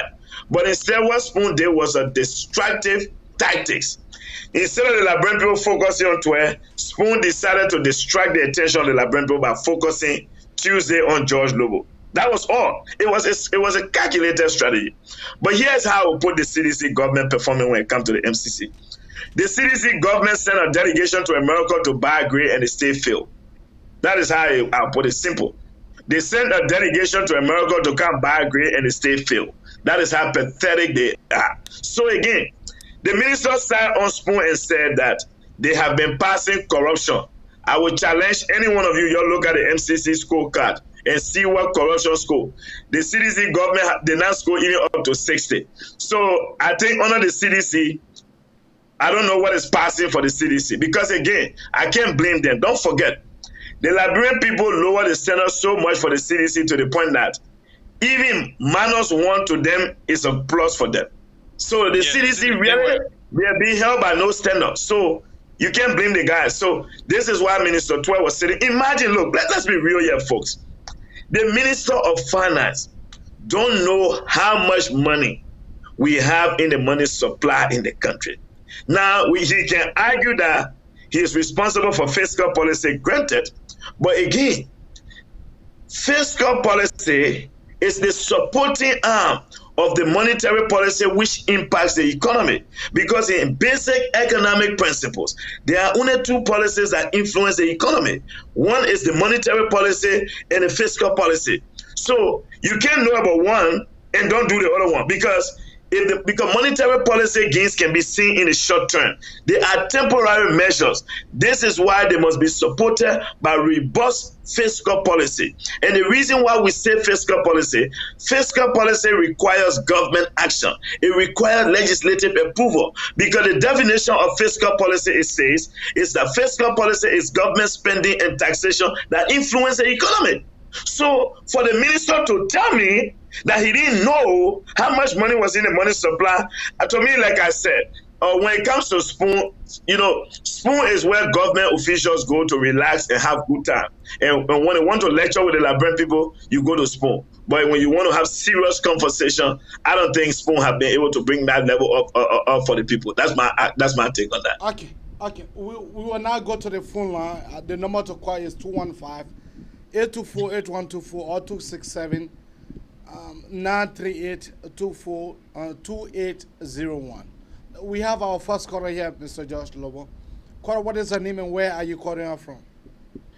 How are you doing, AB? My name is Jerome, calling from Charlotte, North Carolina. Why? Okay, I am a no party person, don't belong to no party. But the only party I belong to is Liberia, fighting for the people of Liberia or just interest. My interest is in the people of Liberia. Mm-hmm. Now, it's not a day that somebody will come here from UP or anybody will come here that will not bomb off each other on this phone. There are Liberian people that are leading to these people to liberate us, to take us from the hands of Georgia. We are looking up to these people, John Lobbo, the CPP, and all the P. We are looking up to you guys to liberate us, but not a day that you guys will come here, you will not bomb off each other. And each time when you're driving people away from this group. You're driving people away from the CPP. Kora, I come into you. Hold on. Okume, you are not. Okume get firewall. Honorable Baka get firewall. So what is the question? Coming. These two people are coming together to push George we are out so that we can be able to free ourselves. And we're looking at you, but now the day you come here, we talk something to make us happy. You are burning our heart. You are making all the feedback. Now, my question here is, looking at what happened today, the election, what happened today? Now, one CPP person was even in the lead, Mr. Lobbo. Is that not scary to you guys to see? Because what happened in December 20 or 20 to Georgia, this is what happening to the CPP today. So is it not scary to you to come back and put your act together so that 2023 we can take the Bukume from the White House? Thank you. George Lobbo, we answered that question. We have another caller here. Thank you. We have another caller here. Caller, what is your name and where are you calling from? I'm Jimmy from Dallas, Texas. Jimmy, go ahead. Okay, what I just want to encourage all of you guys that are fighting hard to see Liberia to a new face. Caller, coming to you. Give up. Because what we are seeing in Liberia, we have never seen it before. What's that? What did you never saw before? Like the killing and the country going backward. Even when Liberia was in the war zone, wartime, it was kind of better off for Liberia now than now. So you that go. So you never saw killing. You never saw killing during wartime. You never saw killing during terror time. Listen, killing was going on during wartime, but it was kind of killing that was done secretly. Okay. But to open a woman, leave her nakedness outside on the street, that's my first time seeing it in Liberia. And that's all over the world. So what we are saying, you that God put in charge to speak against this, to see to it that Liberia get a better leader, they will not give up. They will criticize you, they will overlook you, they will say anything, do not give up. Okay. It is God that put you in your position, and the God will strengthen you, and the God will give you the power. Liberia is tired. Thank you. Liberians are tired. They don't give up. Please, my brother, they don't give up. Okay. Keep doing it. Okay. Thank you. Okay. We have another caller here. Caller, what is the name and where are you calling from? More Gassama. Yeah, AB, this is More Gassama. How you guys doing? We are doing fantastic. Go ahead. Good. Thanks for the show, man. I hope to be part next time. And thanks to Francis as well. I got two issues to make quick, very quick. Yeah. The first thing I want to let George Lobbo to understand that I think it's about time now. It's about time we understand spoon rule, because every smart politician or smart political party will understand the rule of a talk show host and a radio station in the country. Because every talk show host or every radio station has a political link. They either for or they against. All we need to do now, or all the Unity Party or the Joseph Barker people need to do now, is to put a team together to also have a robust team to respond to some of the rush that coming from Spoon. But you're not going to Spoon already who they are. Imagine after the scorecard report, the CEO of the station, the CEO himself, blaming the opposition for its failure. Can you imagine that? Somebody, another person will say, oh yeah, it's true. So all we need to do now, all the Unity Party, Joseph Barker need to do is to put a robust team together to respond to some of the things that are coming from Spoon. But Spoon, they already showed themselves who they are. My question to George Lobbo is on the second issue. Mr. Lobbo, we understand that there have been too many rigmarole in the CPP. And the partisan, the ordinary supporters keep talking about the CPP should be dissolved. It should be dissolved. You as a stalwart of the party, you have called on many occasions that the CPP should be resolved. Recently, the national secretary of the party, Ali, wrote a post on social media that the CPP should be resolved. One of the communication Patrick Molo wrote on Facebook that the CPP should be dissolved. Is there something like holding on these political leaders that we don't know, that they keep holding together? Or is there any hope for the ordinary people to know that the CPP will be dissolved? Thank you. Thank you. Thank you. Let me answer those two questions, Ebi. Yeah, you can answer to the two questions. So let's begin with the last question I was just asked about the CPP, or Mo Ali expression the other day. Abraham, you know, one of the reasons why when it comes to speaking about the CPP, I've been very, very careful because in Liberia, people will misuse your words. My position on the CPP have been very clear from the genesis of the CPP. I was never a fan of the CPP. I've been very clear on the records. But AB, when you belong to the institution makes a commitment, you will fall in line. However, what I wanted from the CPP was to say, gentlemen, all four of us, let's sign an agreement. Whoever makes it to the runoff, everybody will support this person 120%. That is what I wanted. That doesn't mean that's what the party wanted. The party view will always supersede my view.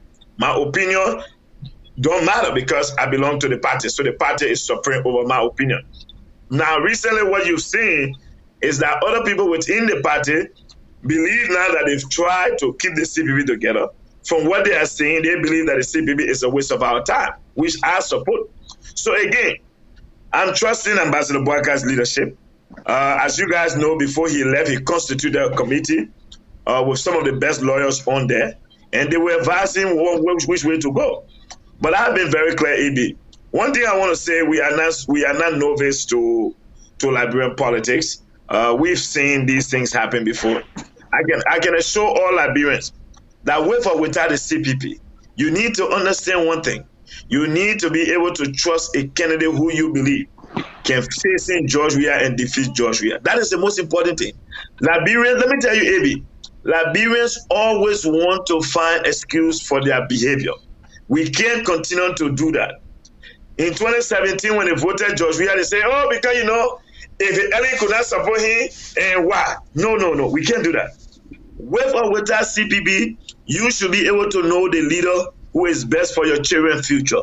You have to make a decision. I have decided that Ambassador Joseph Nyuma Boaka is the guy. So it don't matter whether Joseph Boaka is CPP, not CPP, go and vote for the man who you believe have what it takes to move your country forward. We need to stop hiding behind, oh, you know, because the CPP now, because the CPP will make an argument. I don't do that. So I just want to say to him, I'm trusting Ambassador Boaka's judgment, but where I am right now, for me, I don't care what happened, because at the end of the day, I strongly believe that Joseph Nyuma Boaka will defeat George Weah come 2023 and will become Liberia 26th president. I want to answer the first question. He said, looking at what happened today, is that not scary? Let me say this, folks. That is not scary to me. In a lower house where you have 73 lawmakers, 73 representatives, what is there to be scary of? 4 does not even constitute even 30% of the number in there. Let's be real here, man. People must stop trying to say these things. It was a good thing if we had won it. We would have loved to win it. But we didn't win those seats. Now, again, another question. People want to make excuses. Are we asking ourselves, did we pick the right candidates to run in those areas? Because that's another thing, AB. Even if the CPP together, if the CPP, listen, let's say the CPP decides, say, you know what? What we're going to do, we're not carrying Joseph Boaka, we're going to we're bringing AB to run as a senator against George Weah.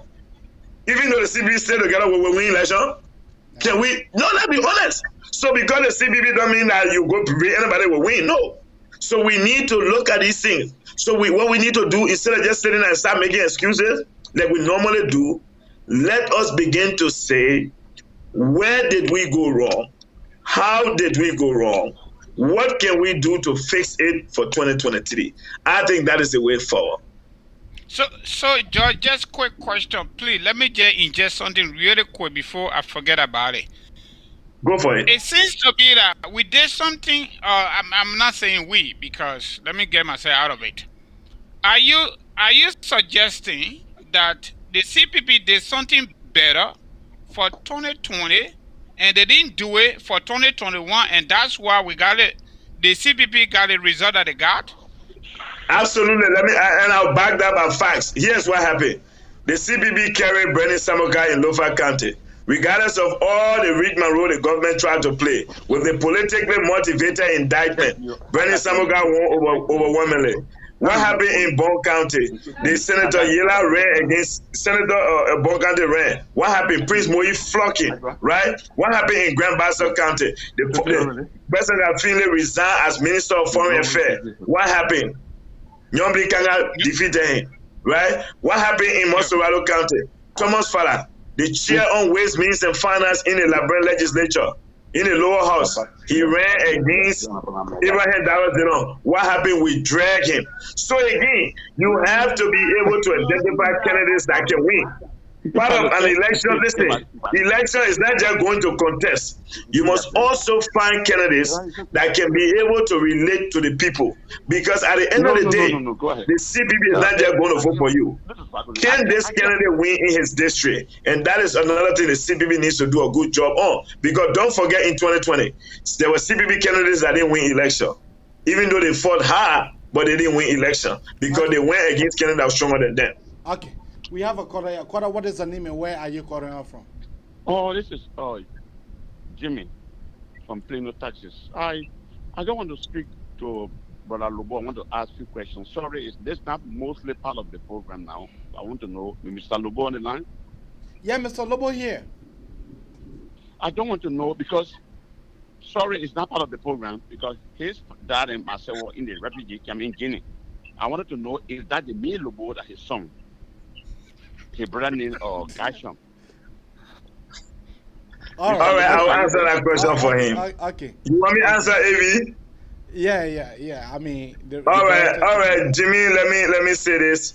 Gasham is my first cousin. That Mr. Lobo, you know, his name is Joseph Lobo.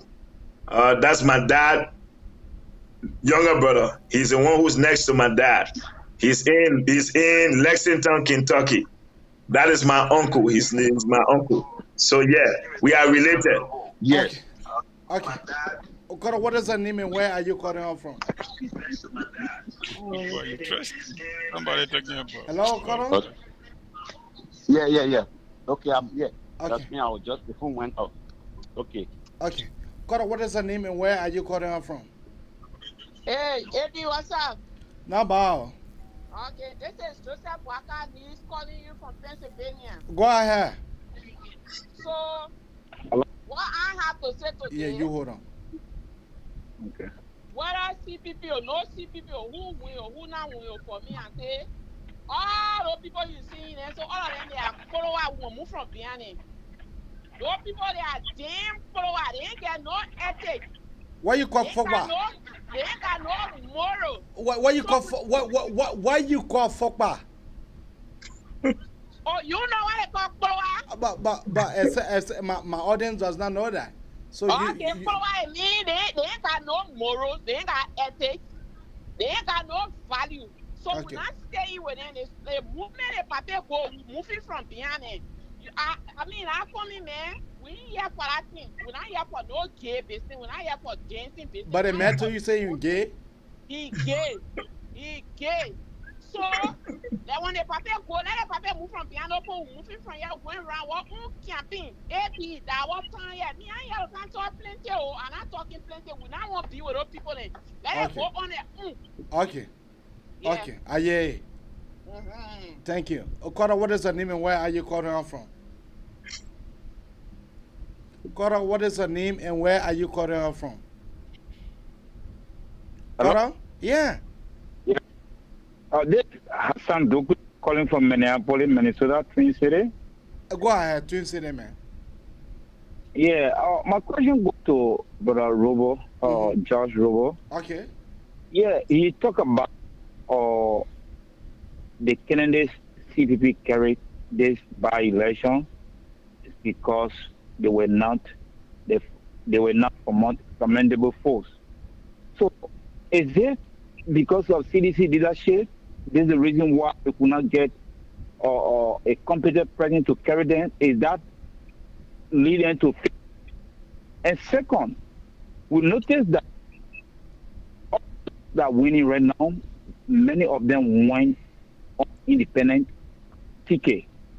What the strategy that they are trying to put together to see how best they can bring those independent winners closer to CPP, or to convince them to be part of be part of CPP. No, I think this by elections, there was not a single candidate that went on Unity Party ticket. I don't think so. But Unity Party part of the what I mean, the strategy, what the strategy they think they can put to bring those independent people that want, people independent, to bring them back to Unity Party. Because but you want for George Lobbo to be able to tell you about that? George Lobbo is part of the Unity Party. He is part of strategic committee. So even though the Senate brother cannot tell, but he's there to represent and to propagate about Joseph Imabok, and is the man that we all support. So I think you're able to better convince us. Okay, all right. Thank you. Okay, Mr. Lobo. So I want to thank Hassan Dukle. That was a brilliant question. The very first thing he asked, he said because of the CPB leadership, that's why we didn't pick the right people. AB, here's one thing we need to first realize. If we really wanted to blame somebody, we must not forget the arrangement of who will run where was already made before Senator Lawrence turned over to Boyka. If we want to be factual, right? Because Ambassador Boyka took over CPB leadership on the 15th of October. Is that correct? Yes. Okay, so Ambassador Boyka had nothing to do with those candidates. Is that right? Yeah. You know, my ANC friends, the reason why sometimes I laugh, they try to find something to score political points even when they don't have nothing.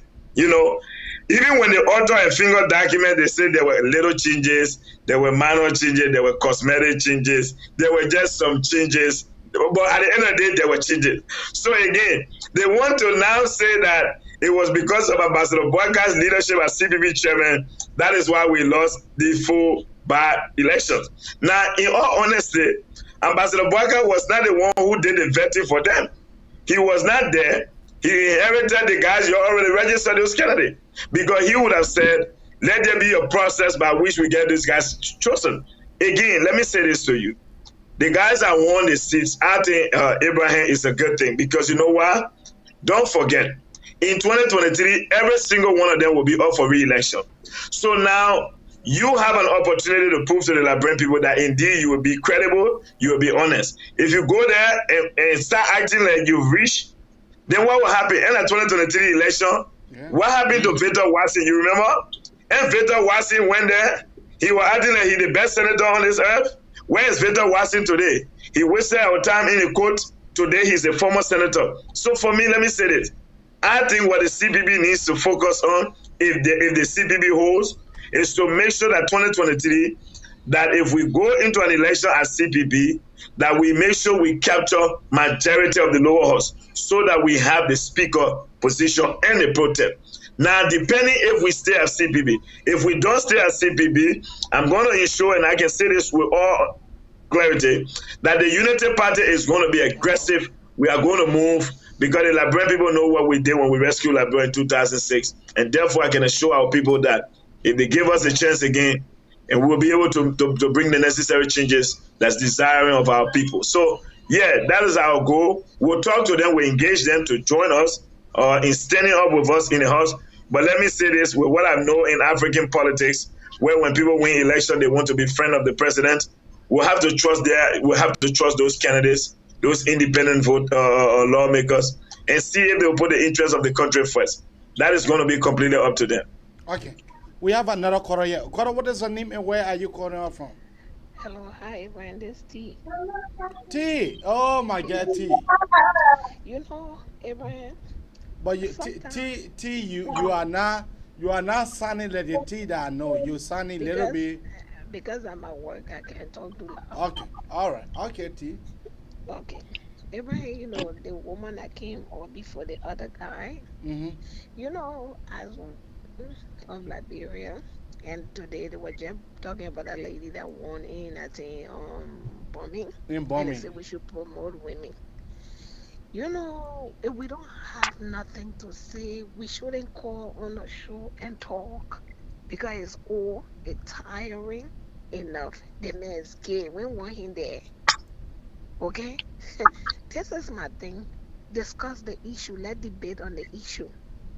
Okay, the insulting comment say he gay. And on your show, and you guys say, who do you say the man gay? And George Lobbo smile and say nothing. So, if somebody make old jokes about Joseph Boyka, okay, y'all will like it? Because I got plenty I can make. No, you know what I'm saying? No, I was just asking whether it is true. Yeah, but you gotta respect one another, okay? Oh, I want to call her to stay. I want to respond to her while she on. Nobody know who they're sleeping with. Nobody know who's sleeping with. Cummins is not a gay man. Except maybe the George Lobbo will go to the gym every day to be buff or and take a juice and be all blown up. They could say he body better or he whatever. So just because the man slim, he take care of himself, it doesn't mean he gay. But because George Lobbo lied No, and George Lobbo never Abby, said nothing. don't worry. Supposed to lie. I will answer for myself. Don't worry, Abby. I am never lack of voice. Don't worry. That's why he didn't do nothing. Okay. And that is trouble. I come here, I'm feeling that the same trouble is we talk never. You understand that the same trouble is we talk never. If Joseph Boyka won't be president and Cummins won't be president, other than got the right to do whatever. We will let the process play out. But Cummins will not go as vice president to Joseph Boyka. And we all live to see 2023. And we live to see it. And we can bet on it. I personally, Abraham, I won't bet on it. Joseph Boyka will not be president. Joseph Boyka, yeah. So you can cost Cummins all they want. They can cost him all they want. George Weah and Joseph Boyka go. George Weah got second term. So this is my thing. It's like since the man came out, they just insult us because they can't use him. Okay? And then they go for that other political pimp where he can say what dress like a damn pimp from Chicago. Okay? Y'all need to stop insulting this man. We say we civilized, we educated. You gotta act like the educated and the civilized people we are. Okay. That goes to George Lobbo and the cost of the whole group that behind him, the Jacob Accordi, because other all know that game. They will stay in there, they will get job in America and work. Nobody gonna get a job. They will stay and Joseph Boyka will not go nowhere. Taking picture with all these people and white people to train station or other place will not solve the problem. Thank you. Okay. Yeah, but I want for you to stay on the line while George Lobbo respond. I want to respond to her. You know, I love the people from the ANC, and let me say to her, you started with the list, the George Lobbo, the Costa. Is there any recollection of me insulting Mr. Cummins? There's none. And let me be very clear. You see, AB, this is the problem with the ANC people. It's unfortunate that she was calling people name and she won't call Duke name and won't call Octavius Gilman. You know, let me finish. You spoke, you see that the thing I don't like. Your chance, when you speak, when we give your chance to speak, the same way you speak, you give people chance. You can't say things and when people want to respond, they want to interrupt. No, don't do that. So, you want to talk about people being insulting people? You listen to what Octavius Gilman said about Ambassador Boyka?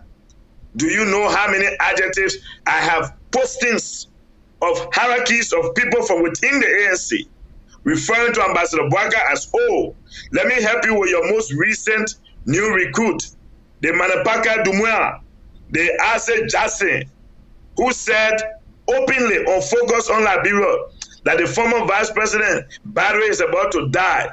Listen, you see, Abraham, I have respect for women. That's one thing I've always tried to do. But what I don't take is when females openly come to public discussion and intentionally lie. I have serious problem with that. I take offense to that. Because for me, I believe that the woman in the household must always be the most credible person. So for you to sit on this platform and talk about people insulting Mr. Cummins, that itself, that's dishonesty to the core. Now it proves when the Liberian people say about the ANC, this is what you people do. You are naming people, but you forget to name the continue the list. Do you have any recollection of George Lobbo insulting Mr. Cummins? I can show you. You want me to send your posting from Muna Faha, from one Peter Kwekwe? Do you know how many writings you write every day about Ambassador Boyka? You talk about, and it's so mind-blowing when I hear ANC people want to talk about the issue and say they want us to debate the issue. When we debate the issue, Your debate of the issue is Ambassador Boaka is old. Ambassador Boaka needs to retire. He has battery. He can't do this. So when you refer to that, is that an insult? Now let me say this to you on the issue of gay. I didn't say Mr. Cummings was gay. And I'm glad you said we are educated people. Abraham, I want you to do us a favor. If you have that tape, can you play it for us so she hear what Mr. Cummings said in his own words? Yeah. Let me go there. I won't Yeah, please play that clip up. Before you go to that clip, can I just ask a quick question to our sister on the call, please? Yes. Hello. At the beginning of the show, I did not introduce myself. I am Francis Kangoma Duno Sr. I'm not a member of a political party, but I'm a member of COP. We want to see change in that country. Regardless of your like of us or your like of our leader, you know why? Everybody got some kind of thing going on. I totally understand that. But I also against the issue of 30% of women participation in our political arena in Liberia. For me personally, we should open the gap and create an enabling environment for everybody to compete regardless of gender.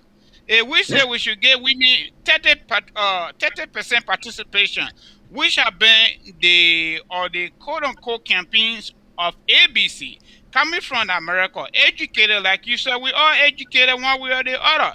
How can you get education in America and you work in corporate America, but then you go to Liberia, you want to limit women to 30% political participation? That in itself is a dishonesty.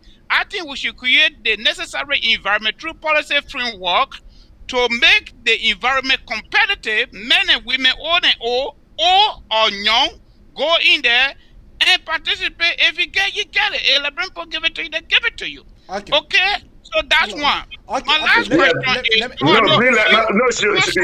is... She was not... She's not a guest. Few seconds, please. ABC is the best guy in this political marriage. I just want her to be able to respond. When she can go AB and you can play the video behind her. For ABC to be sitting on the shoulder of bad people, but he does not want to jump out of their shoulder, is it that he want to give political capital, or he's trying to find a way out of gap? He want round his friend. Okay. Question on gay rights. And I've answered this question, and perhaps not too elegantly. And I've used the words that I'm conflicted by this issue, but let me explain why. Let me explain what I mean by that. It's a lifestyle that I struggle with.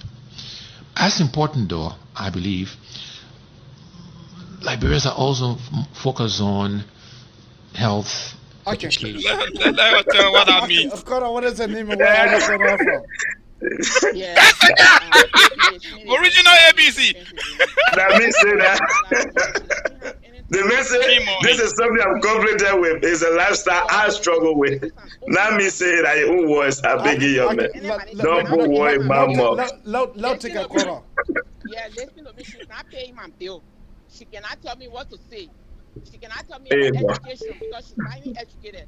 So if she doesn't have anything to say, let her just sit herself on her side. And I don't always say, for me, it's a gay, just as others are saying. In as much as they say, Joseph Boaka going with battery, he this and that. I say, for me, it's a gay. And Thank you. Yeah. But you don't have a proof for you to say that. I will say it. The man said it's a lifestyle he is struggling with. Okay. He didn't say, listen, Abby. Listen, Abby, we have to be honest with our people. If Mr. Cummings has said the issue of gay rights is a national issue that I think is of a serious concern, and I struggle with addressing this issue. Because then he living it broad, but he owns it and say it's a lifestyle I struggle with. Abby, they say in Liberia it is a law you can't eat after 2 p.m. Then you travel and they're asking you. For you to say, it is a law in the country that all as Liberians we're thinking about. You say, no, for me, it is a lifestyle. Me, AB, I'm struggling with. That law is hurting me. What about it? Why you? So listen, when my ANC friends, they think they're too smart. And again, I will say this. They can get mad all they want. We didn't say it. Those were Mr. Cummings' own words, and we are only trying to ask them. This is what the late Mamadi Jakite asked him. Mr. Cummings, are you sure you answered this question correctly? Simple. Okay. Now who you do not take 60. 60, go ahead. I mean, you know, when you play in the clip, play the whole interview. When somebody said, well, that's something I struggle with, meaning I struggle with it, whether I should accept or not accept. Now, we say we live in a Christian nation, right? Our so-called country claim the Christian, and they got value, which I don't see the value they have.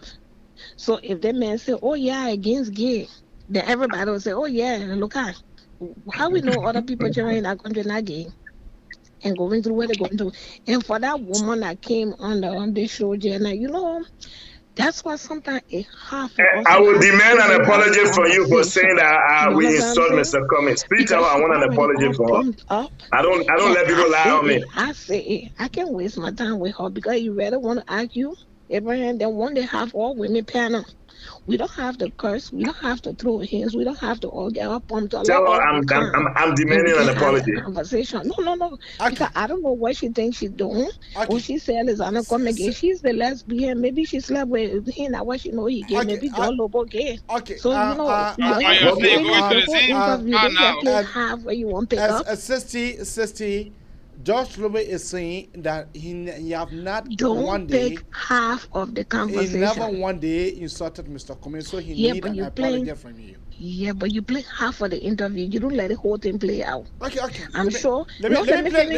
And that other one who say he ain't him for no political party in there. There are no 5 people here think we bring to the country to run. That tribalistic mess will not happen. But Mr. George Lobo is saying, that he need an apology from you. Apology for I do not apologize to nobody who got an ego thinking they all pumper. Trust me, we all being when you lie on somebody, you have to apologize on them. That's just simple. I'm not apologizing. The one who maybe let's move on from there because I think the one who has ego is the one who will lie on people and can't apologize and can't take responsibility. You see, this is the problem they're having. Go listen to Octavia Gilman. That listen, I've been told that he has been warned by a doctor that the day he hosts a show and don't call the name John Lobo, they say he will not live. That man talks about me every day. I'm gonna tell you. Look, people will send it to me and they will be like, they said hey, doctor told him that the day you go live and you call George Lobo name, something will happen to you. So it's like in the ANC they have to call my name for them to go to bed good. So I know that. I keep your call coming out on 215-824-8124 or 267-938-2801. That is the number to call for you to be part of the Magnificent Abraka Talk Show. Yeah, in studio tonight we have Mr. George Lobo. He is telling us exactly everything. One of the pastors is called him Pastor Charles Aku. Let's take him. Oh yeah, great man. I come in.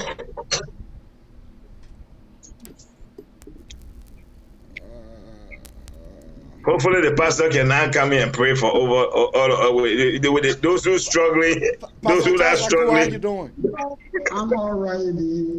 I call to clear the air here. I want you to ask me a question. I want to pose a question to you for you to ask me a direct question. Can you ask Pastor Charles Aku, are you a criminal? Say that one more time.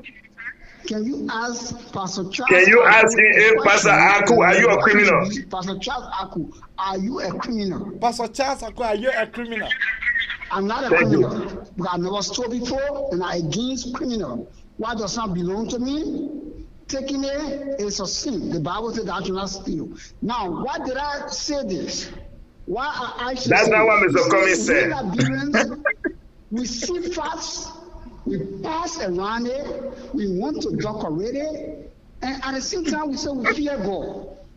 Thank you, Pastor. If someone asks me, Pastor Charles Aku, are you a gay? I'm not a gay. I'm against gay. I'm against gay. I'm not against the creature of God, but I'm against I, as a creature of God, to be a gay. Thank you. If I say I struggle, that means I have some means and ways of liking it, or I had done it, or I want to do it, or I'm in favor of it. My brother and sister, Let us be factual to the point. Everyone deliver Liberia. Thank you, Pastor. Mr. Pastor, pray for them. Pray for them, Pastor. So, most Liberians need delivery. They need delivery. They don't like the truth. And we want to discriminate. Listen, the Bible said, "Thou shalt not steal." God went out Sodom and Gomorrah just for that act. Just for that act. I'm not American. I'm a Liberian. I'm an African. I live in America. I work in America with people who are gay. I told them I'm a pastor. I respect your act. Don't bring it closer to me. My manager is on record with me. I've talked to the human resources when he brought, just like he should come at me while you're here in the gate. I said, listen to me, sir. I'm not against you. I against the act. He thought it to be offense. And when the human resources up to that day, 5 years now, they told him not to even pass the pass. Because he wanted to press charges that I say I give the no. The conversation was recorded. My brother, you cannot force dirty water in my nose if I do not want to take that dirty water in my mouth.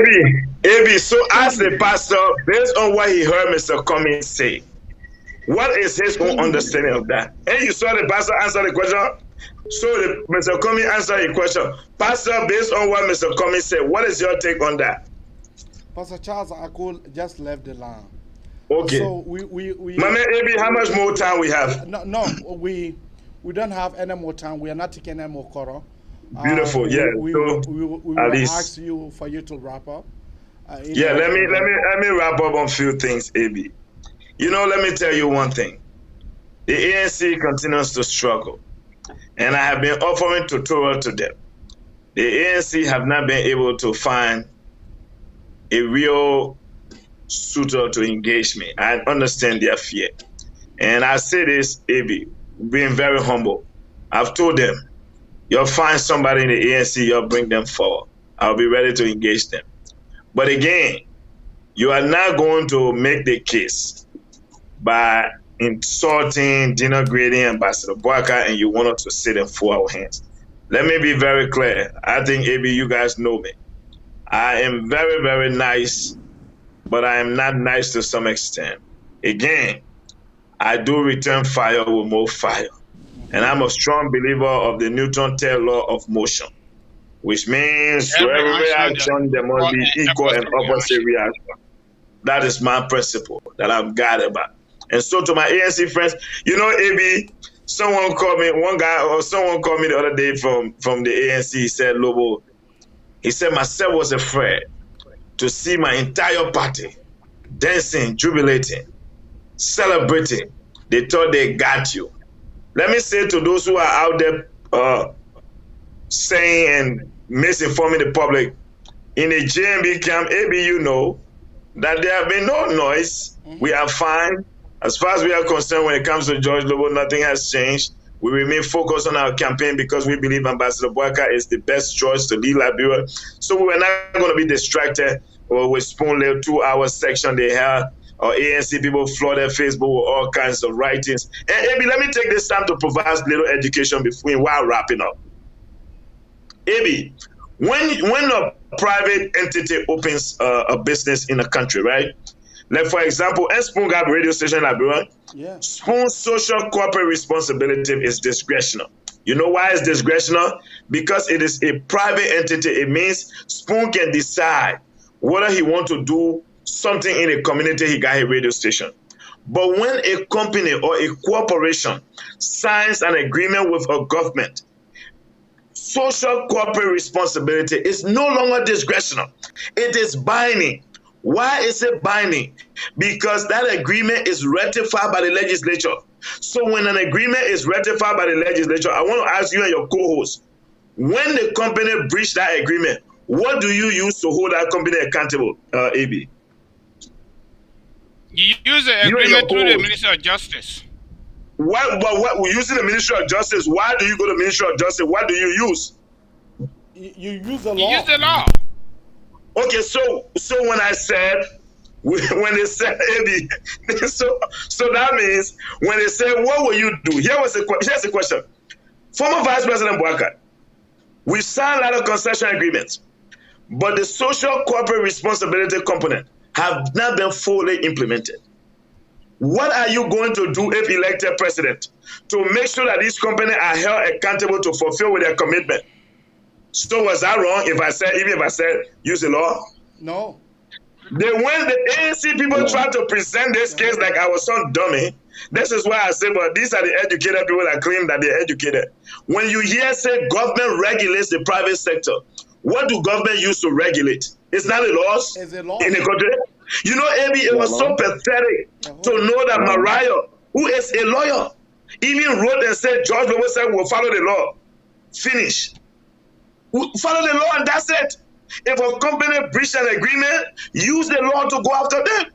So what they wanted, I needed to explain to them how it works. I needed to tell them that the legislature job is to make the law, while the executive responsibility is to enforce the law. Or if they didn't do civics, that's my job.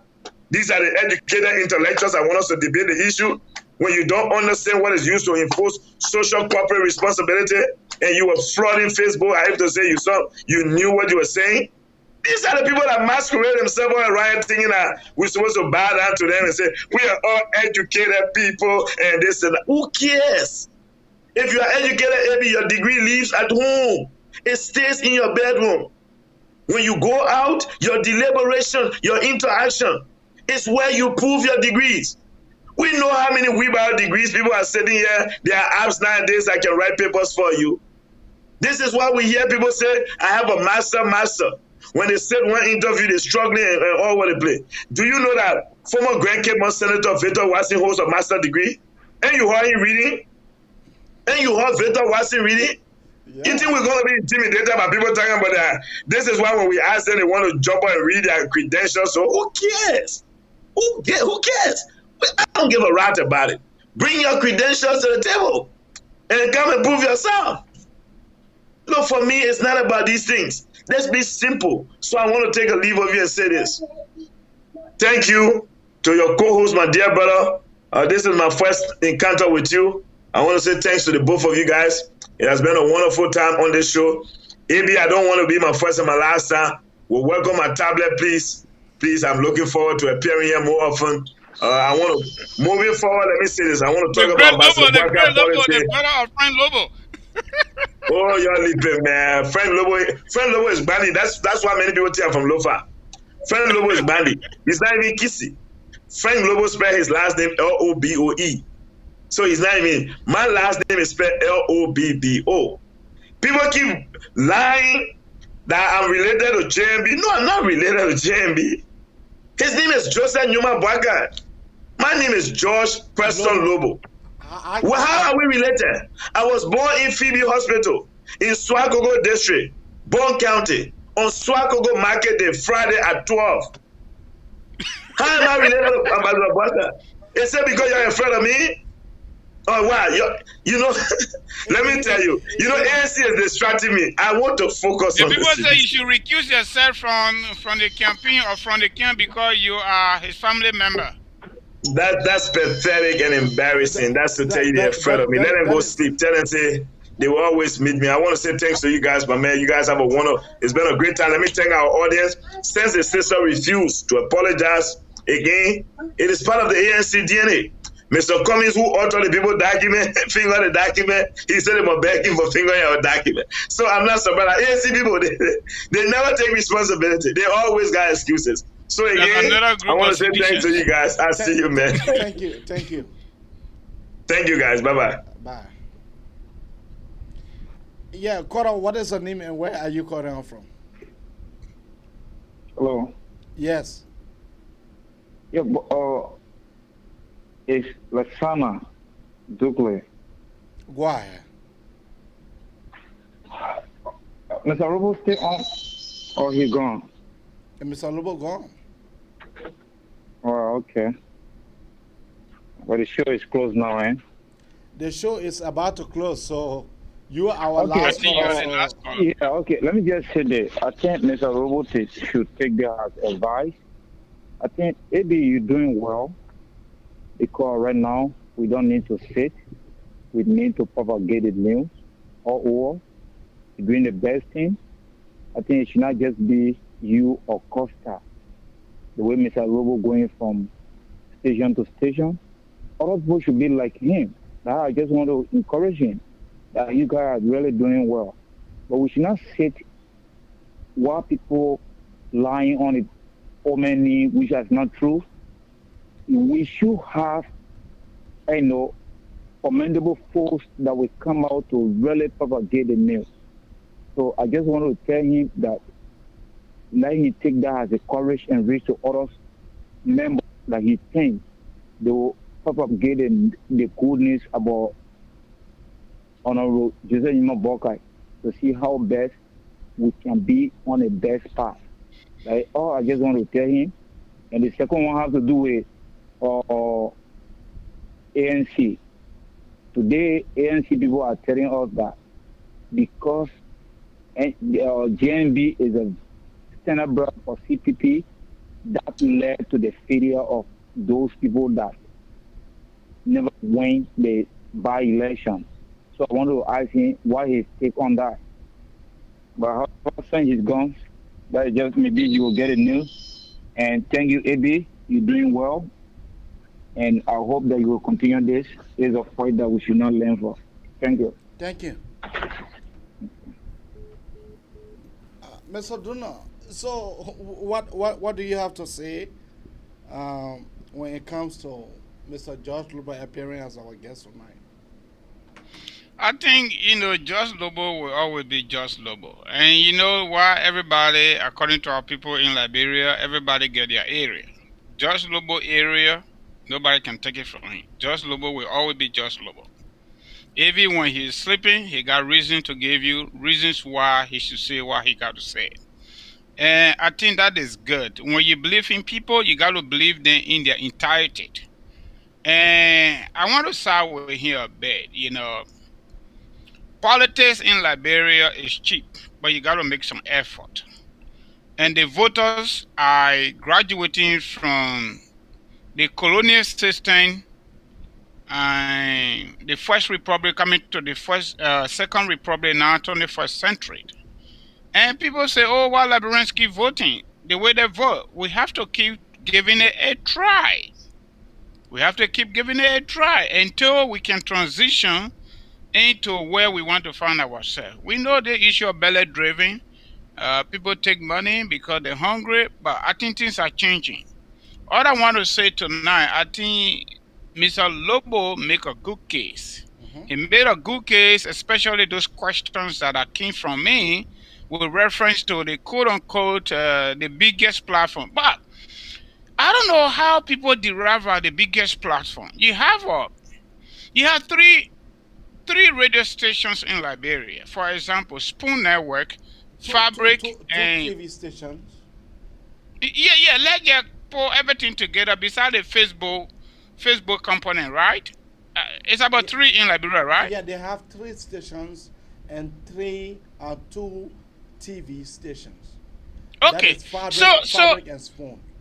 So for me personally, it is even laughable and very peculiar for the CEO of Spoon to start to compare his establishment with Costa show that is just on outside Liberia. Let me just say on Facebook, tune in, and YouTube. This is a gentleman that started this whole process. The government came hard on him. Not only that they closed down his station, but they seized his equipment. They seized it. This is a president that came to power under the nomenclature of taking Liberia back and to make it better for the young people, fool the young people, lie to all of us. 72 hours later, after inauguration, he got a private jet that he could not get his whole career time over 19 years. Before we make up our mind, he started to bust out of his old homes and rebuild it. Why the Spoon Network quote-unquote happen to be the biggest platform is not even discussing the level of massive looting in Liberia by George regime. Why they ain't discussing that? But they want to discuss Lobo telling his candidate, this is why you need to say it, if he ever said that. okay, he are taking responsibility. Why would that kind of platform devote to almost 2 hours discussing somebody that I would say not even relevant to what is happening in our country? You listen to the police director today.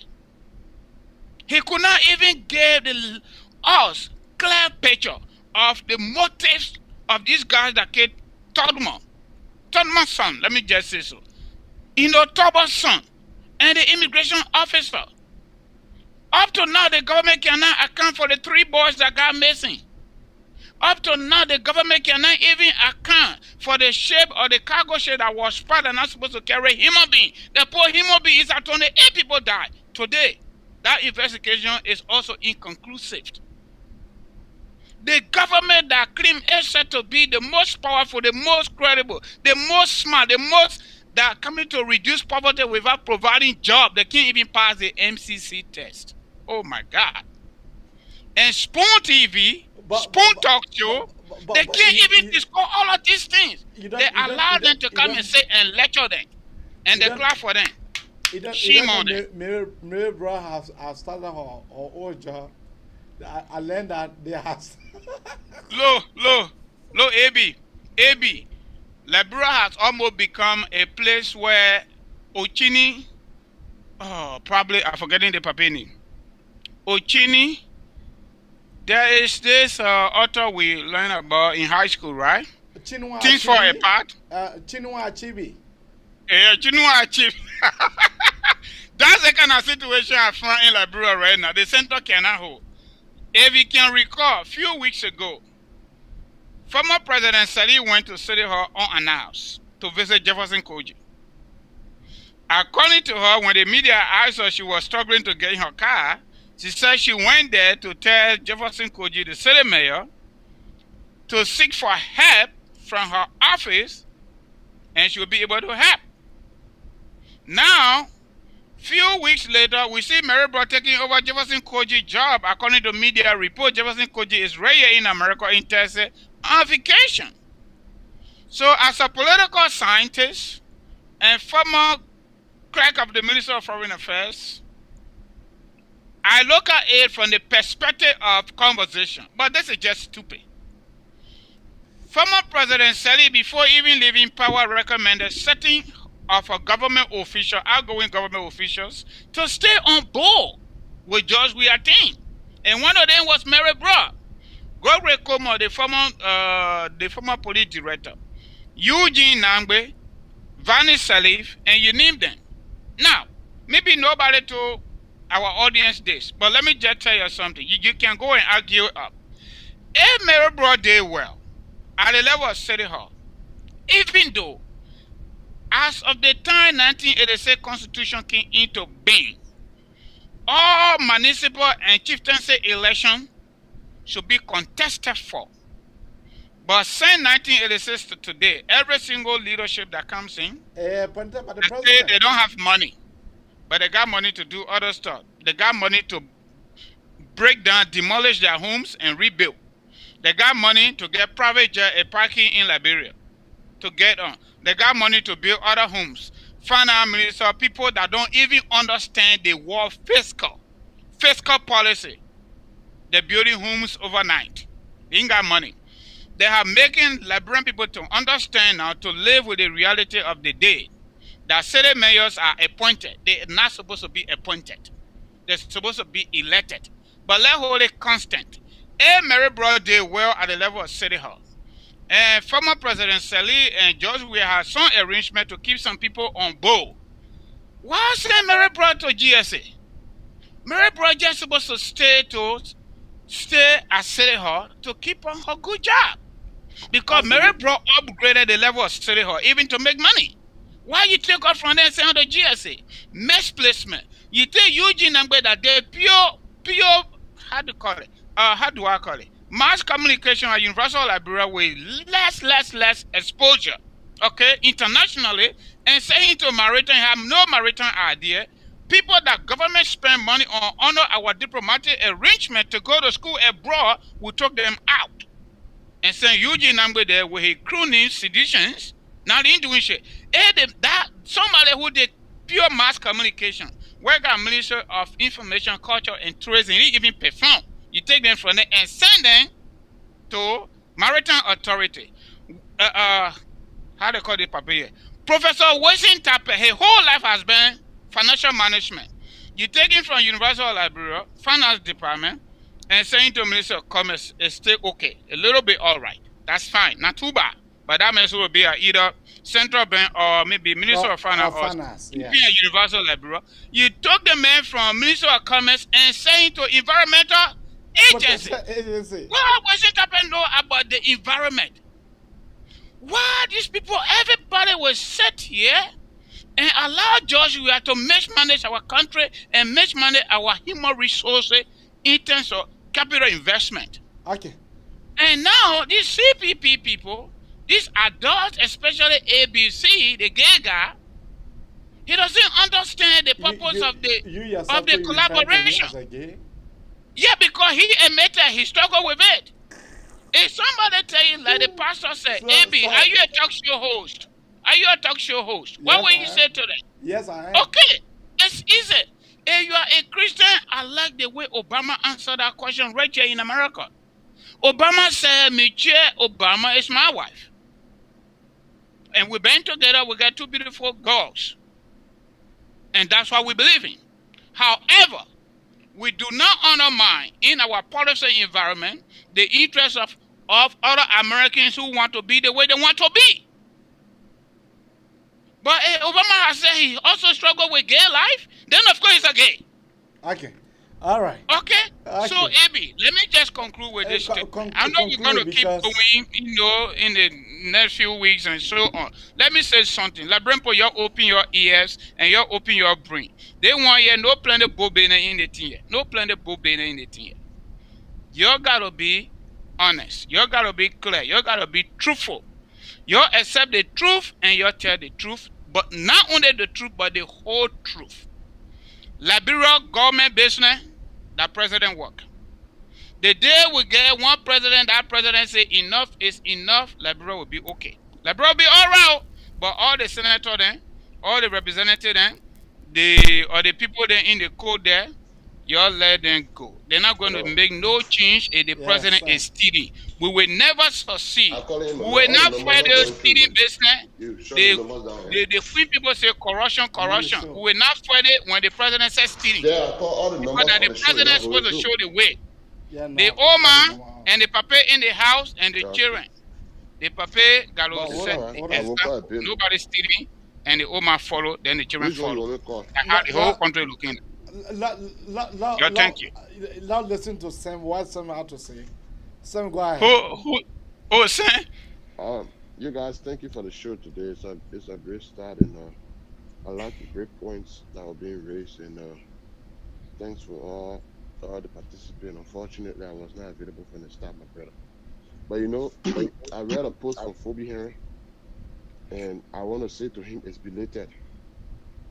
These were some of the things we were talking from the beginning of this whole Rick Maru that ANC started, and some of them now have seen and feeling the reality that they caused a serious damage to Mr. Cummings. As for the defeat to CPP, I support it. You know why I support it? Are you supporting it's defeat? Not. Yes, in the house. You know why I support it, AB? No. It's not because of the candidates. It's not because of those that are winning. It's because the CPP lawmakers are the most useless lawmaker in our house. The CPP lawmakers, you see, AB, I tell people Liberia need to start voting now based on competence and forget about institution. This is one of the reasons why I support JNB. I do not support the Unity Party because I know his ability to do the right thing. He will not compromise it, because he has proven it time without number. No seeing useless CPP lawmaker. Every single time they're in our house, anything George we are saying, it goes through. So they need to be taught a lesson that the Liberian people not OCPP. The Liberian people should vote. It's unfortunate that Eddie Snow girlfriend won. But one of the big problems, the only problem I got with them too, when they voting, they don't vote the right people. They do not vote the right people. But how sure are you that Eddie they vote the right man. To Fina? In Nima, they voted for the no, wrong I'm person. asking, how sure are you that Eddie Melvin Snow is loving to Fina? My brother lead that thing and my girlfriend. But saying, Maybe they are Jeff talking said, behind the scene. You know, people like Eden Snow, a Labrador was a sand country.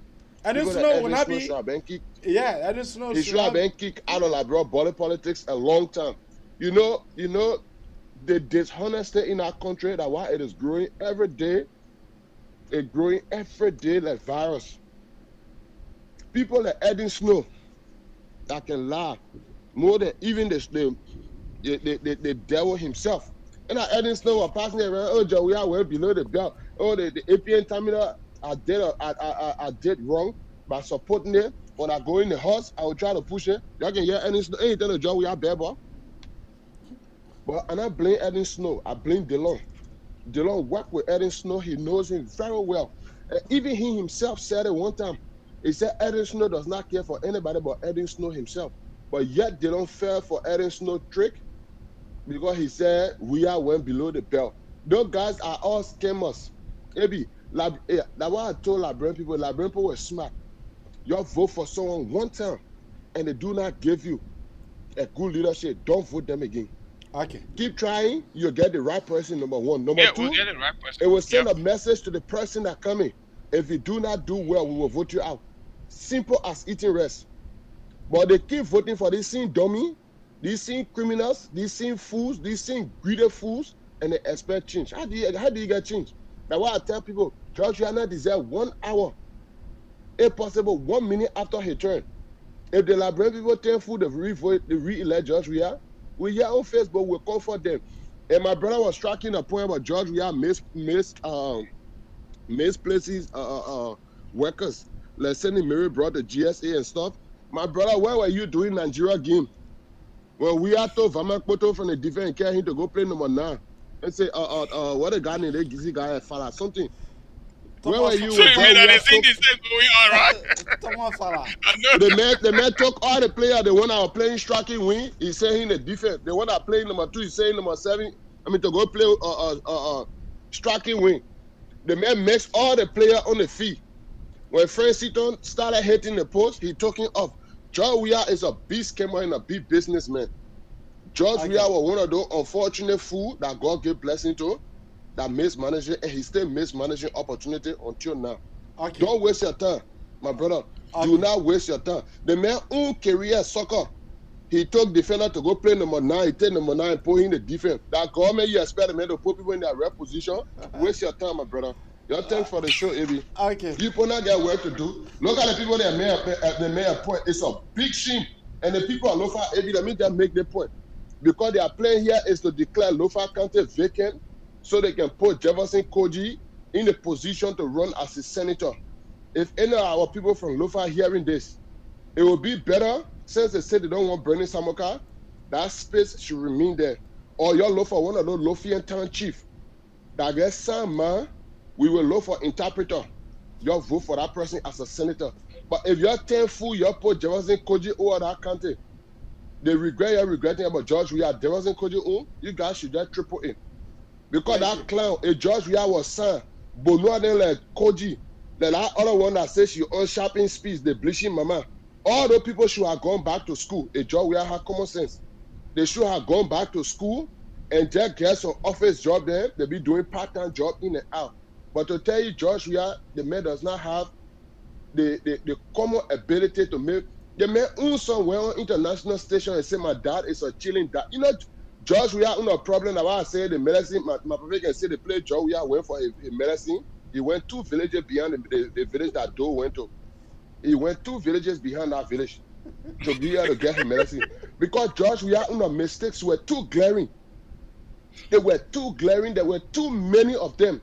But I always tell people, when you want to know the meaning of educated fools, go Liberia.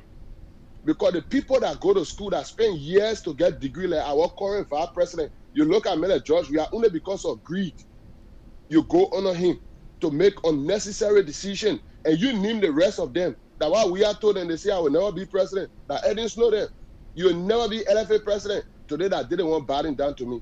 So, We are right when he said the competent is not available, the available is competent. Okay. The man was right. Until Liberian people can come to their senses and start making some common sense, some rational decision. I live in the community with them for 10 years. They make can steal. They make can lie. They may love the community. They may can help us in the community. They man is a very good and decent person. Tomorrow, if we give them leadership, what we have seen in 10, 15 years, no human being is perfect. He'll make some mistakes, but these are his characteristics. That's why I tell people, AB, Liberia don't need foreign leader. Liberian leaders are in Liberia. It is up to the Liberian to select the right people and hold them to account. If they do not perform, do not re-vote them. Don't re-vote them. You re-vote them, you guys look for another trouble. But Liberian people, my brother, if we are winning the election, maybe my campaign for me, I will start with big UN to carry some disability people. Doctors, to check the Liberian people brain in our country and see how they really thinking. Thanks for the time, AB. Okay, we are all the time, seriously. We are all the time. We'll say that. Yeah, we'll do that another time. Because he's a super player. Because he's a brilliant player. That's right. All the opposition sacrifices. Double defense. Triple defense.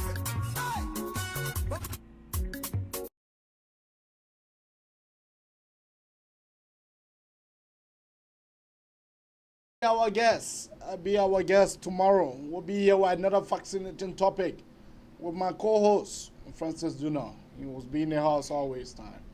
See you when I see you. Francis, good night. Thank you.